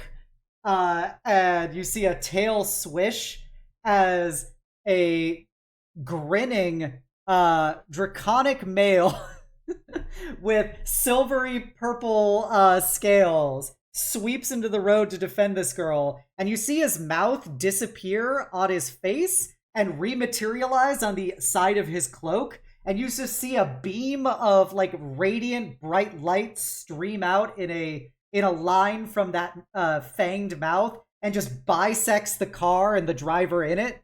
And so the car kind of separates around him, shielding this girl. And you immediately recognize it as none other than your boy Lunys. Where for everyone in chat, this is the boy. And as he does that, he kind of grabs the girl and sweeps her to the side with his tail. Who's then caught by a small goblin woman in a suit, who kind of tumbles over with this girl kind of bowling her over, before he materializes a enormously large crackling energy spear in his hand as another car comes driving over to him, and he slams the spear right into the front of the car through the engine, causing it to flip over and collide into the ground. And you see, glass and blood splattering everywhere, as he abruptly turns. And as he's coming under fire, he throws back his cloak. And you see the goblin girl kind of recovering, as she pushes the girl behind some cover and draws out a pistol and starts shooting. And you see some of the various armed gunmen are turning to go shoot at the goblin girl. And Lunys dives in front of her, throws her into the air as seemingly as hard as he can, before flying up and diving into another car, just using his body to shred into the car like it ran into a pole. And right as it collides around him, one of the drivers goes right through the windshield and slams into the ground. You see him then stand up on top of the car with one foot and strike this triumphant pose as he holds out his arm, and the goblin girl falls into his hand like he's swooping up a baby as he is grinning.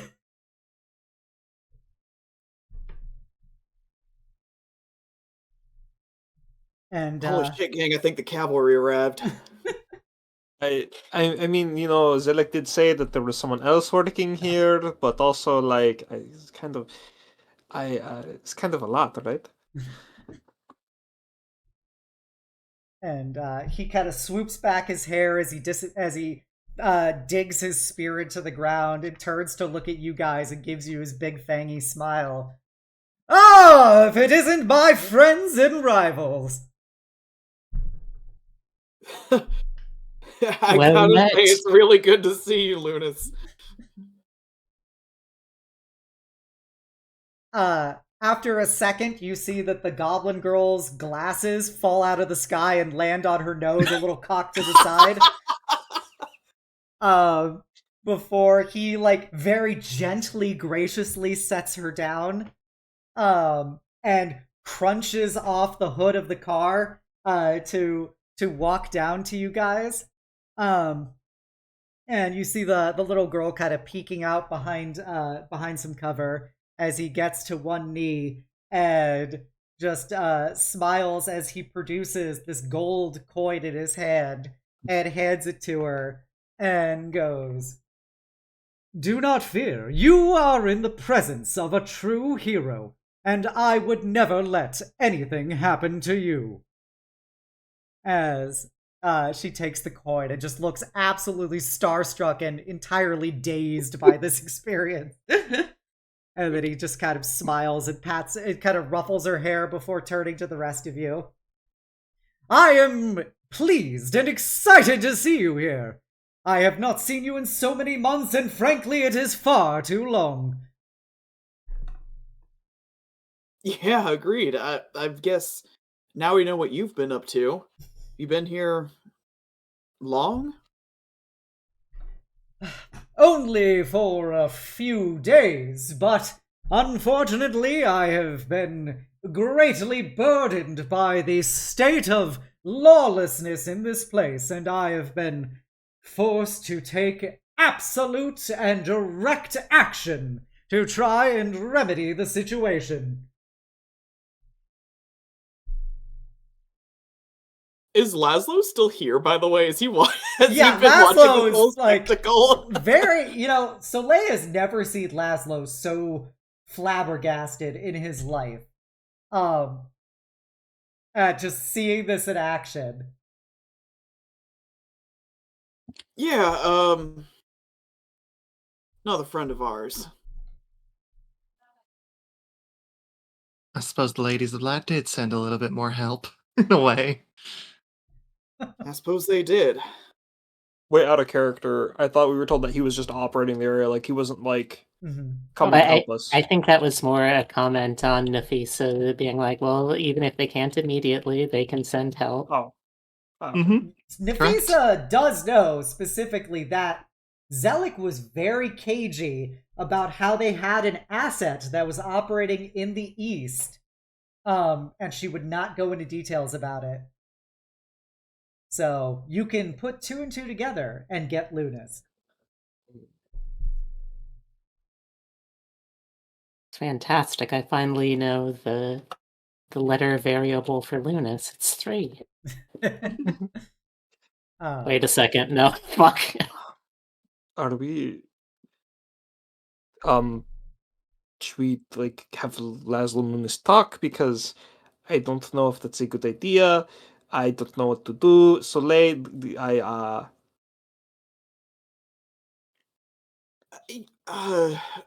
He's should kind we of like say looking between Lunys and Lazlo, like, oh no, the opposite side of like my friend's spectrums are suddenly intersecting, and I don't know what to do. Um, But use personality A in front of friend group B. yeah.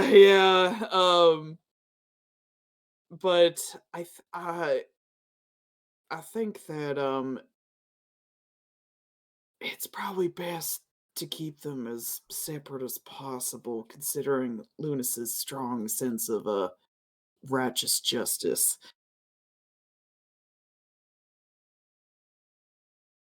maybe you should say bye to Lazlo now, and we'll like make our way over to Lunys before Lunys runs off and does something else that is arguably heroic. Yeah, good call, good call. He'll walk over to Lazlo. Just another another friend of ours dropped in. I think he'll be as you can see, makes a gesture towards the level of destruction. I think he'll be a unique asset to our operations, but I'm gonna catch him up to speed on the ongoings here. Is it all right if we come back here and crash later? um, yeah, yes. I can have one of our buildings set aside as safe house for you. This certainly changes situation. I will have additional updates for you, Soleil, later. And as he says that, you see him kind of twitch to the side, looking at something. And at this moment, you see the tattoos on his hand slither up the rest of his hand and begin to form into like this large revolver made of like rusted rebar and concrete with like kind of a graffiti paint job along the side of it. As he turns, and you see that one of the gunmen is beginning to like start to scrabble away, and you see that this burst of energy as a like massive, like cartoonishly large projectile of yellow paint flies out of this gun, and you see it impact with the guy through his spine, and you see blood splatter, bones, chunks fly out, and yellow paint just scatter across the sidewalk as the guy tumbles to the ground. And you see that the sidewalk begins to consume this guy, and where it does, you see the kind of haunted, fearful outline of a, like, we'll say it's a like a half orc male, like kind of graffitied onto the sidewalk now.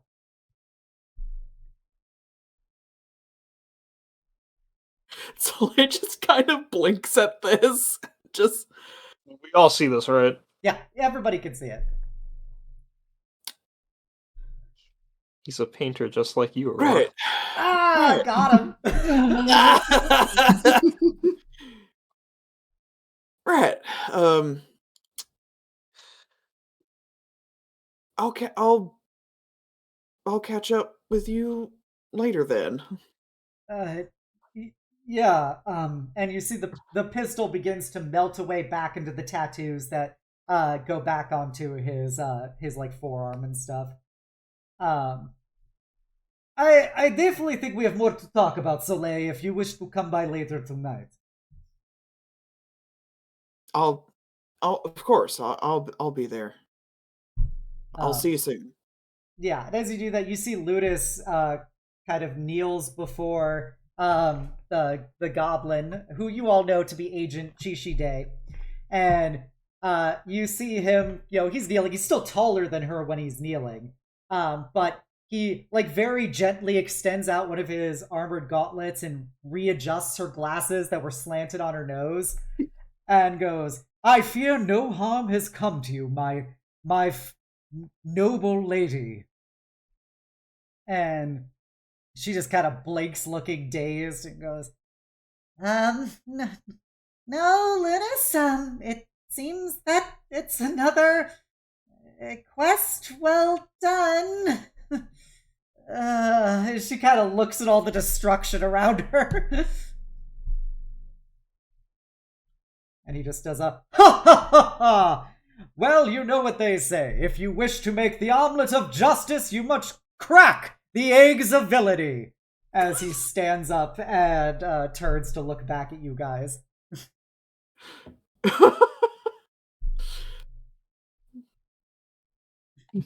God, he's such a ray of sunshine in all of this horrific imagery. So, hi, Lunys. Why are you in Signoviste? Zelik, well, she didn't mean to tell us that you'd be here, but we can see now that you are. So yeah, we're here to help. If it isn't my negatively aromatic companion. I found myself in this den of iniquity, for I knew that my fair lady had guided me to a source where I could bring law, order, peace, and justice to the wanting masses. And of course, I needed to heed the call of heroism. So I have been patrolling outwards from the external portions of this city, carving past ne'er-do-wells and skullduggerers to try and get to the very root of this corruption. I mean, you just said the same thing I said. You know, you could have just said that you're here to help people. You don't have to use that many words, you know. But why use a few words when you can use many to truly elucidate an image of freedom and justice? I mean, sure, I'm not the one making the cracks and stepping on them and, you know, mama's back and all that. But, listen, I am sorry if anything negative has affected your mother's spine in the recent history. I don't know. I haven't seen my mama in years. But, I hope it has nothing to do with her back. Listen, we came to you know,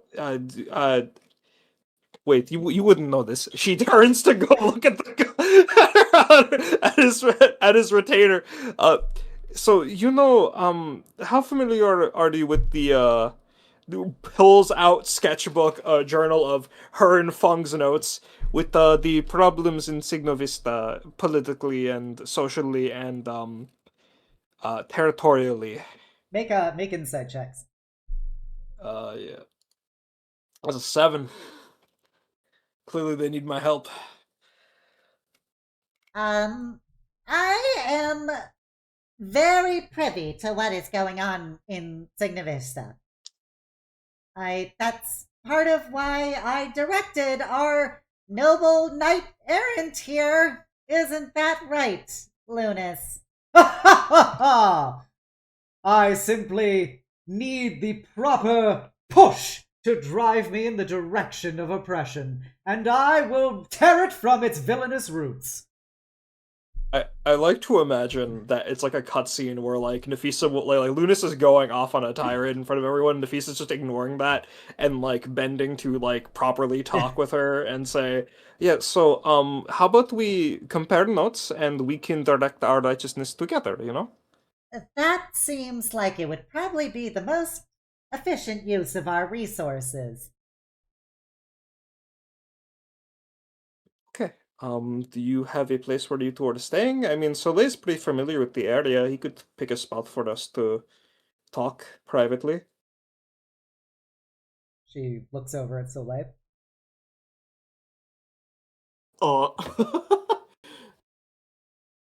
I mean, yeah, we can try and scout out I mean, granted, things have changed around here in the past couple months. I don't know what places are really good anymore, but I can scout one out.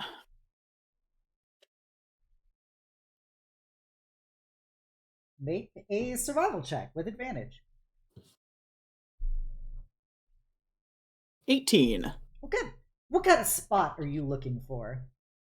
I think he would be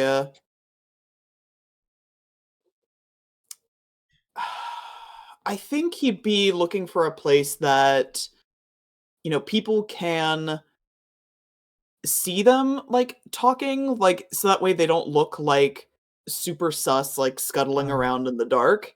But still, four walls quiet. So, like, someplace with windows, presuming there are windows left. Um, but, just someplace that's a little off the beaten path, but not like dark alley off the beaten path. Okay. Yeah, with an 18, you can find a mostly abandoned apartment building. That you remember is one of the kind of flop houses of the assembly. Like Lazlo has like a safe house here, and you can direct the crew there, and you know where the key is hidden and stuff, and so you're able to like unlock a door and go into it. It's very very Spartanly, furnished and stuff. Mostly, it's definitely like a cot, or there's a couple cots and like some like low desks and stuff for like putting, like small tables. Basically, it's very much like this is a temporary location for people. This'll do all right. It looks like it could be effective.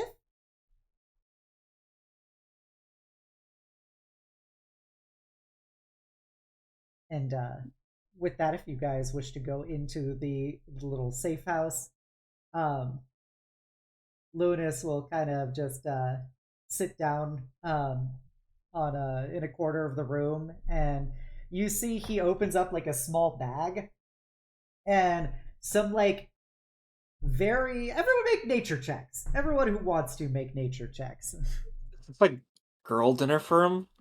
Maybe. 4. Natural 20. Oh my Nefisa. god. They're dragon snacks. They're dragon snacks. I've All cracked it. Nefisa does is roll nat 20s on useless lore. I need it. It's Nefisa, you recognize these are actually horde insects.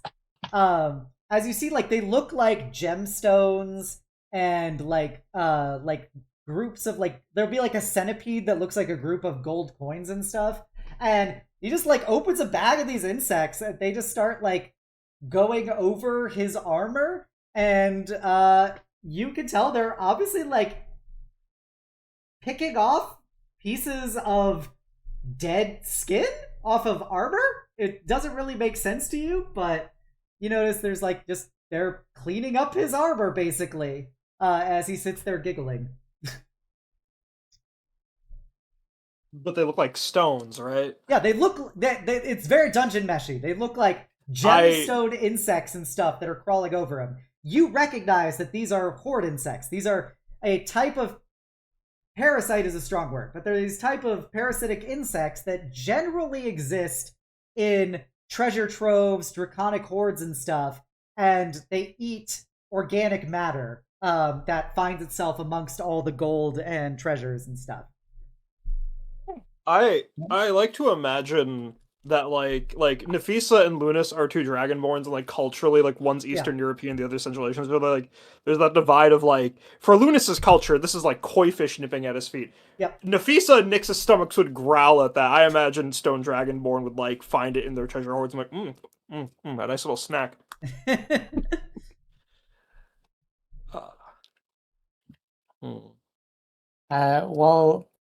While we're getting set up, Feng has donned the mask, and I think she's going to try to take the lead in pitching the request to Lunys.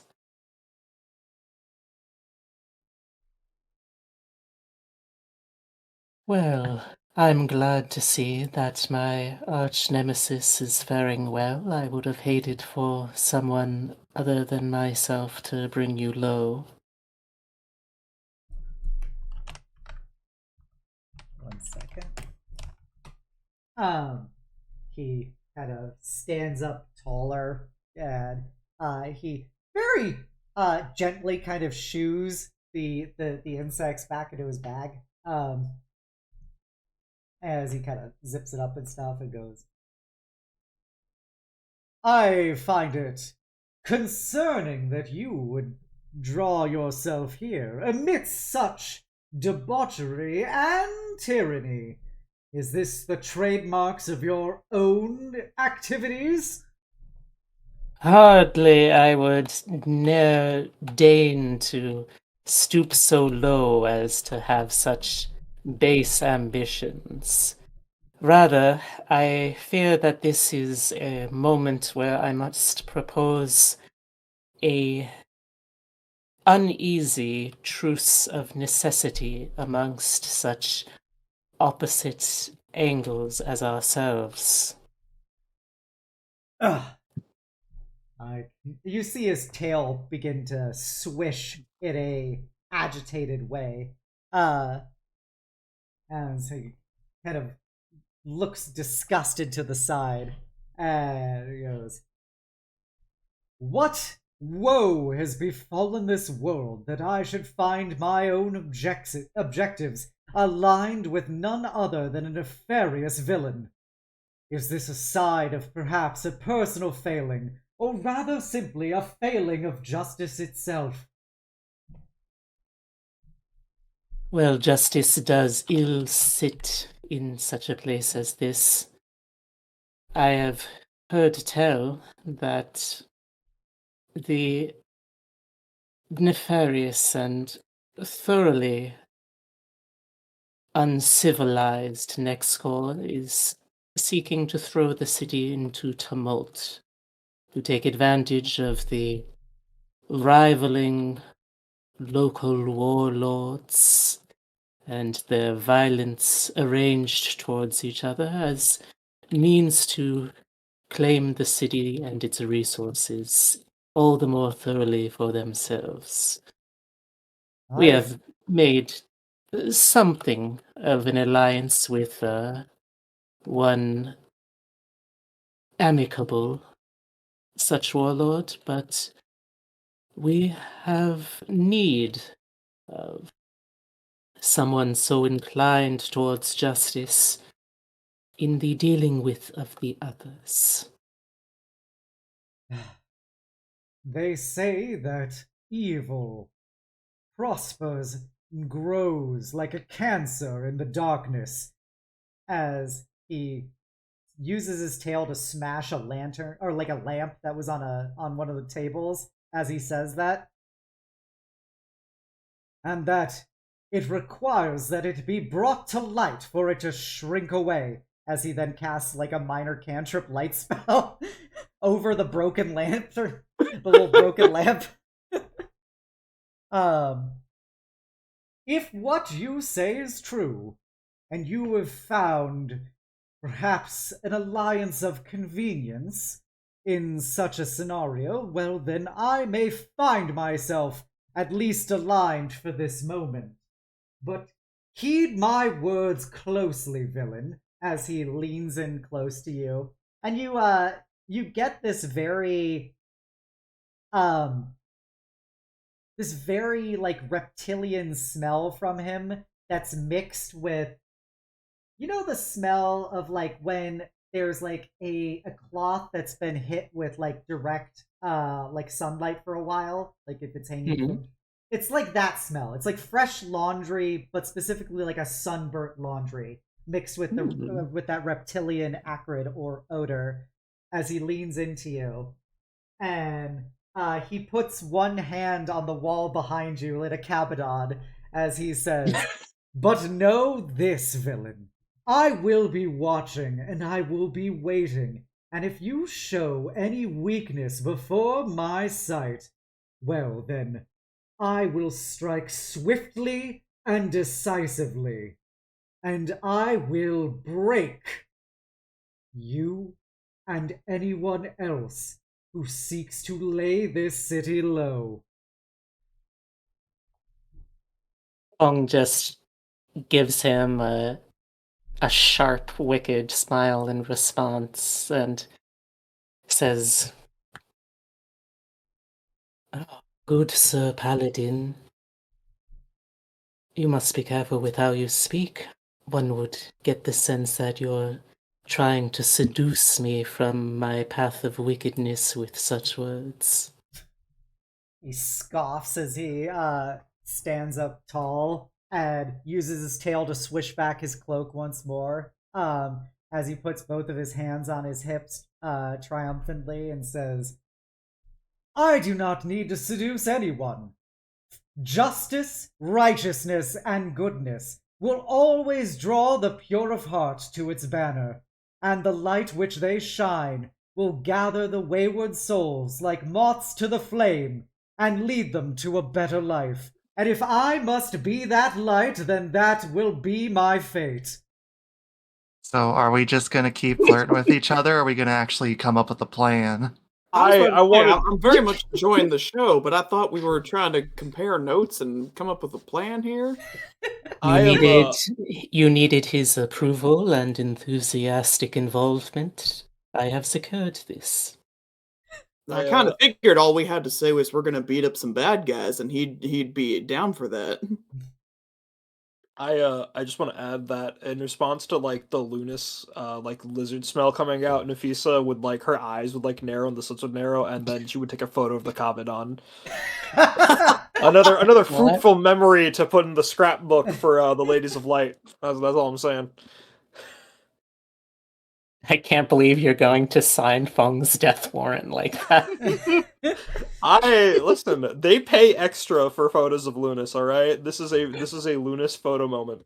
If we all get Kabadon by him at some point, it'll even out, okay, Feng?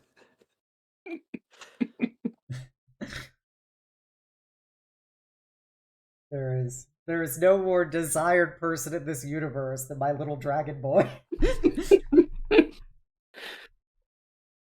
I mean, we're a simple group. You give us a lawful good himbo, we say yes, more please. You see that Chi-shi rolls her eyes at this whole exchange as she's like putting down some documents and stuff as Nafisa is putting down her own. Right. So, as you were saying... Right, so, we... Actually, Soleil, maybe you should tell them about, what you last did here. Right?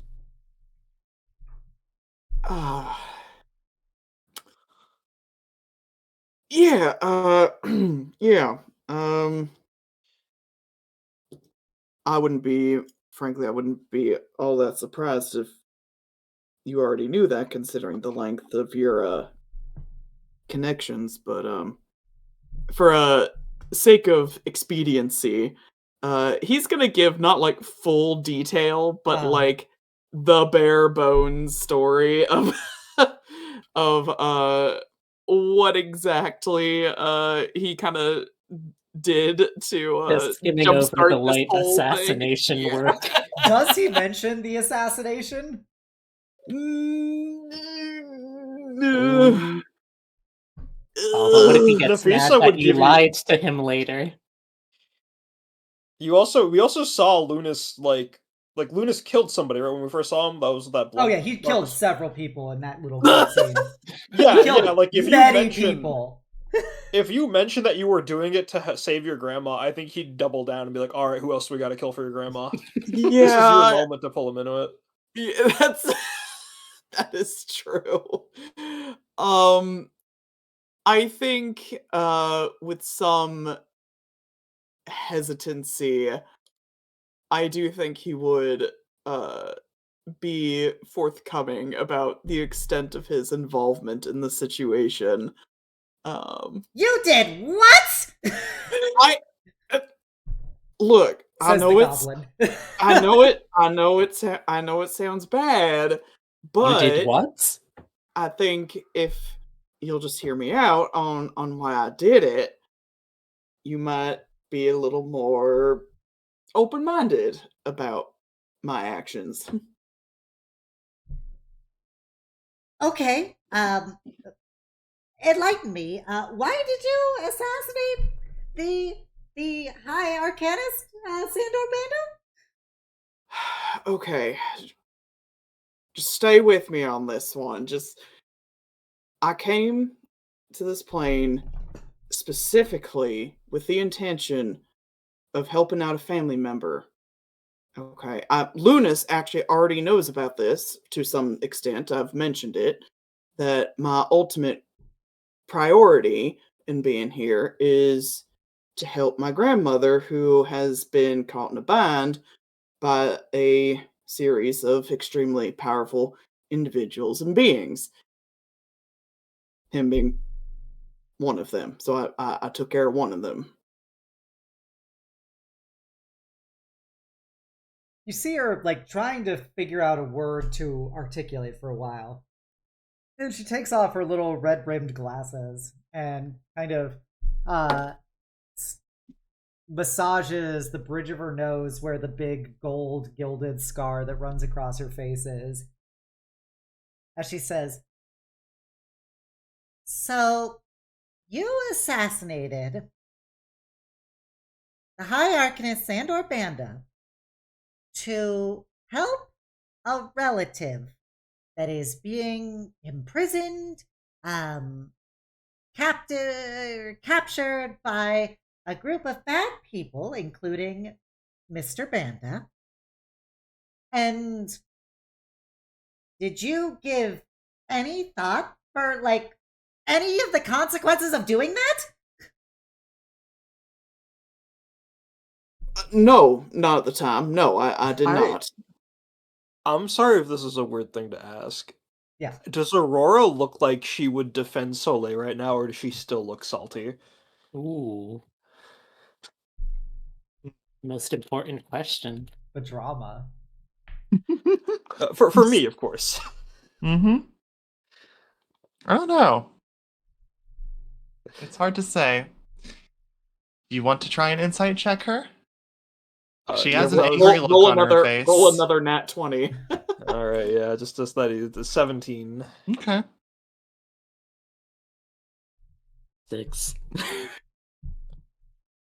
Well, this is 7 for me, so I mean, you can just looking at her, like she's just got this glazed kind of pointed expression on her face. It's hard to tell exactly what she's like upset about, but you can tell that she is just feeling anger.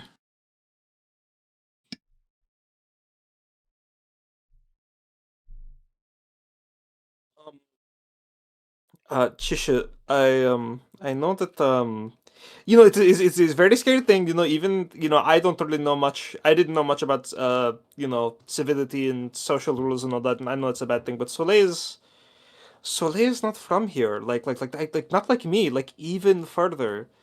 And someone was in trouble, and isn't that exactly what people like Lunys does? If someone is in trouble, head empty, they go out and help. But Lunys has you, and Soleil didn't have us until recently. So I know it's surprising, very, very surprising to hear. But could you perhaps just take it easy on him before you lectured him? I can smell lecture coming. No, listen, I appreciate you coming to my defense, but she's absolutely right. I did not think about it. And walking through the streets and everything, seeing the repercussions of my actions, it's been humbling to say the least. I don't regret what I did. I'll do what it takes to protect me and mine, but I think I can appreciate that perhaps the certain methodology was not the best. Chi-shi sighs deeply, and you hear Lunys say, "My head is not empty. It is filled with the thoughts of helping the less fortunate." Exactly. You see, Chi-shi? You see? And besides, even if his grandmother does turn out to be a Hellion, as You is keep expected, saying that, but that's not Your what. grandmother's a hellion? No, That's she what is we he really not. only say. visits in his trances. That Because is she's stuck in a suspect. pocket dimension that she can't escape from.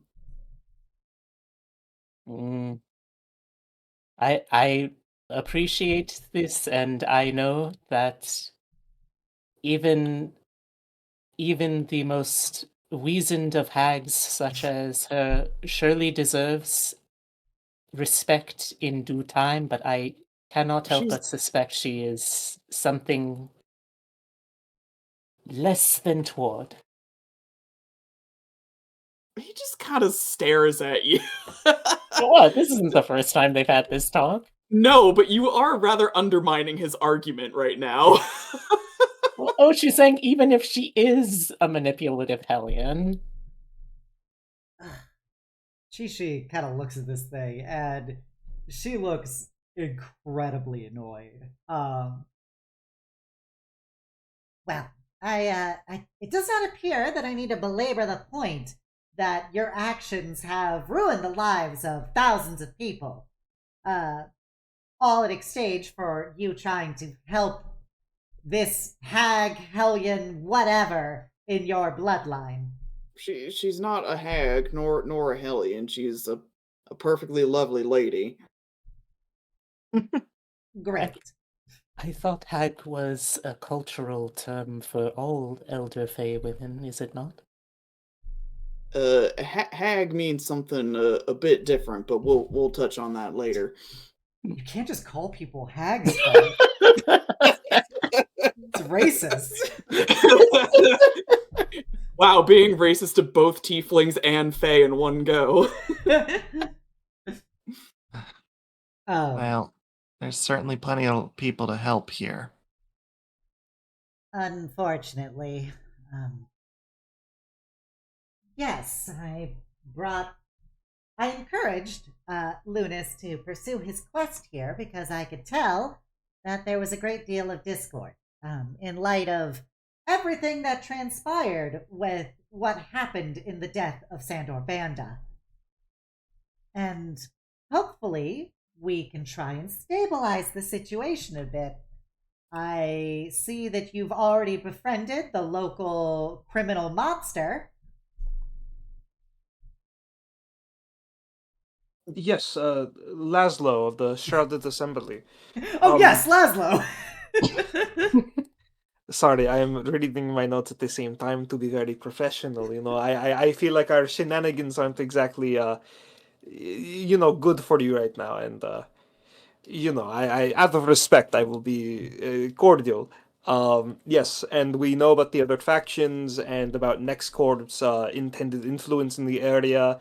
And, yeah, unfortunately, the only real lead we've been given is to. And she just literally the party, everyone could see her looking down at the word kill written in red on her book, and she just glazes over. Yeah, so but I don't think it should be that simple. I don't think we should I feel like if we just if we get rid of the people that are causing the issue, I mean there's nothing stopping Next Court from doing it again maybe a generation or two later, right? It's happened in other civilizations. History is doomed to repeat itself, is a darker narrative that Jacob told me. If what Laszlo Kovac is saying is accurate, then this is profoundly troubling to the Federation as a whole. If we can be able to get proof of these allegations that aren't coming directly from a known and wanted criminal responsible for numerous murders and extortion and trafficking, mind you, as she looks I over don't. at Soleil. There might be some basis to try and leverage some authority against these people, but that seems like it would be quite the ask at this current point. On such short notice. Short notice? She asked the question. The limited Right. amount of time, yes. Yes. I see. You don't. Yes. So, we know about the current priest in charge of the area, Damien Petrikov. As part of his workings with the next court, he has called upon the Redeemers, and you understand who those people are from the Chamber of Redemption, and they plan to come here and clean up whatever's left after these gang wars. And then the resulting chaos, they'll take the children from their refugees to substantiate the losses from the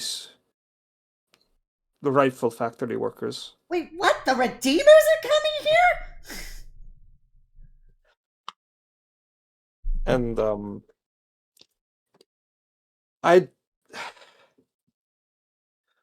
there's a lot going on, and if they arrive, then obviously we can't fight everything. We need to deal with this, and we don't really have a rough time of when the Redeemers will come, but Lazlo is doing. She feels kind of gross saying this out loud. Everything in his power to suppress the news of our party Romance Dawn from being here, and hopefully that will delay the arrival of the Redeemers, but yes, we are on a time crunch. I fear that if the Redeemers do come, then it doesn't matter how many people we save in shootouts and car crashes. She looks at Lunys. Next court will have done irreparable damage to not here, but to all of you, Fass. I mean, if they get away with what they do here, why wouldn't they be able to do it in the next town? Or the town after that?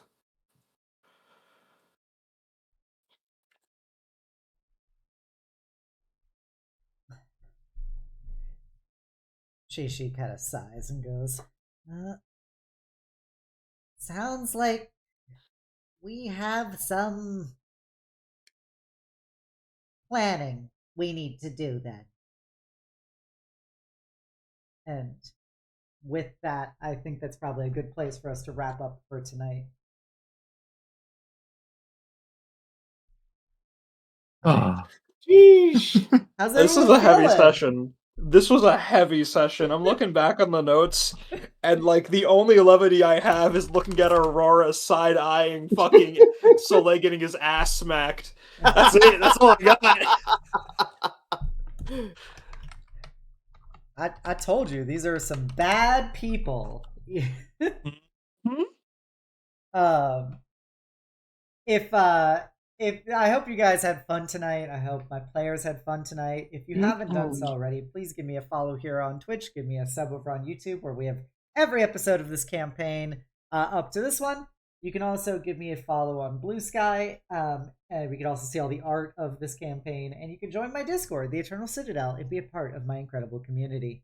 You should also go check out all my wonderful players. They're great streamers. All of them basically have an RPG campaign of their own that they're doing, either on YouTube or on Twitch. So go check them out. You can also, I just want you to know that you're all beautiful, amazing, and valid people. And I hope you enjoyed spending your evening with us nearly as much as we enjoyed spending it with you. And never forget the most important part, which is that the world is better having you in it. That'll be it for our streams for today, or for the week. I hope you enjoyed it. We're not going to be playing next week. I've got session 0 for a Daggerheart for a Daggerheart one shot. So that'll be exciting. I'll have more announcements about that next week. So we'll hopefully be back in like 2 weeks. But yeah. So we are gonna go raid. Oh wow, since I raided him. Been a while. Been a while. Been a while, crocodile. Okay. We're gonna go raid the Undead Master. Ooh. Or Commander, sorry. If you are a follower, please copy down the call to hugs. If you are a sub, please copy down the Knight's message. I hope you all enjoyed getting more Lunys action. He is going to be very prevalent in this adventure. It's been so good to have my foil back. Just fuck already. Jesus. That would be funny if Feng managed to be the first one to fuck Lunys somehow. The first one. I mean, we're gonna share, right? That was the intention. With that in mind, let's all think about fucking Lunys, and let's go send Undead Commander some love. He's doing some meme art tonight. So I will see you guys next time. Bye. Bye. Bye. Bye.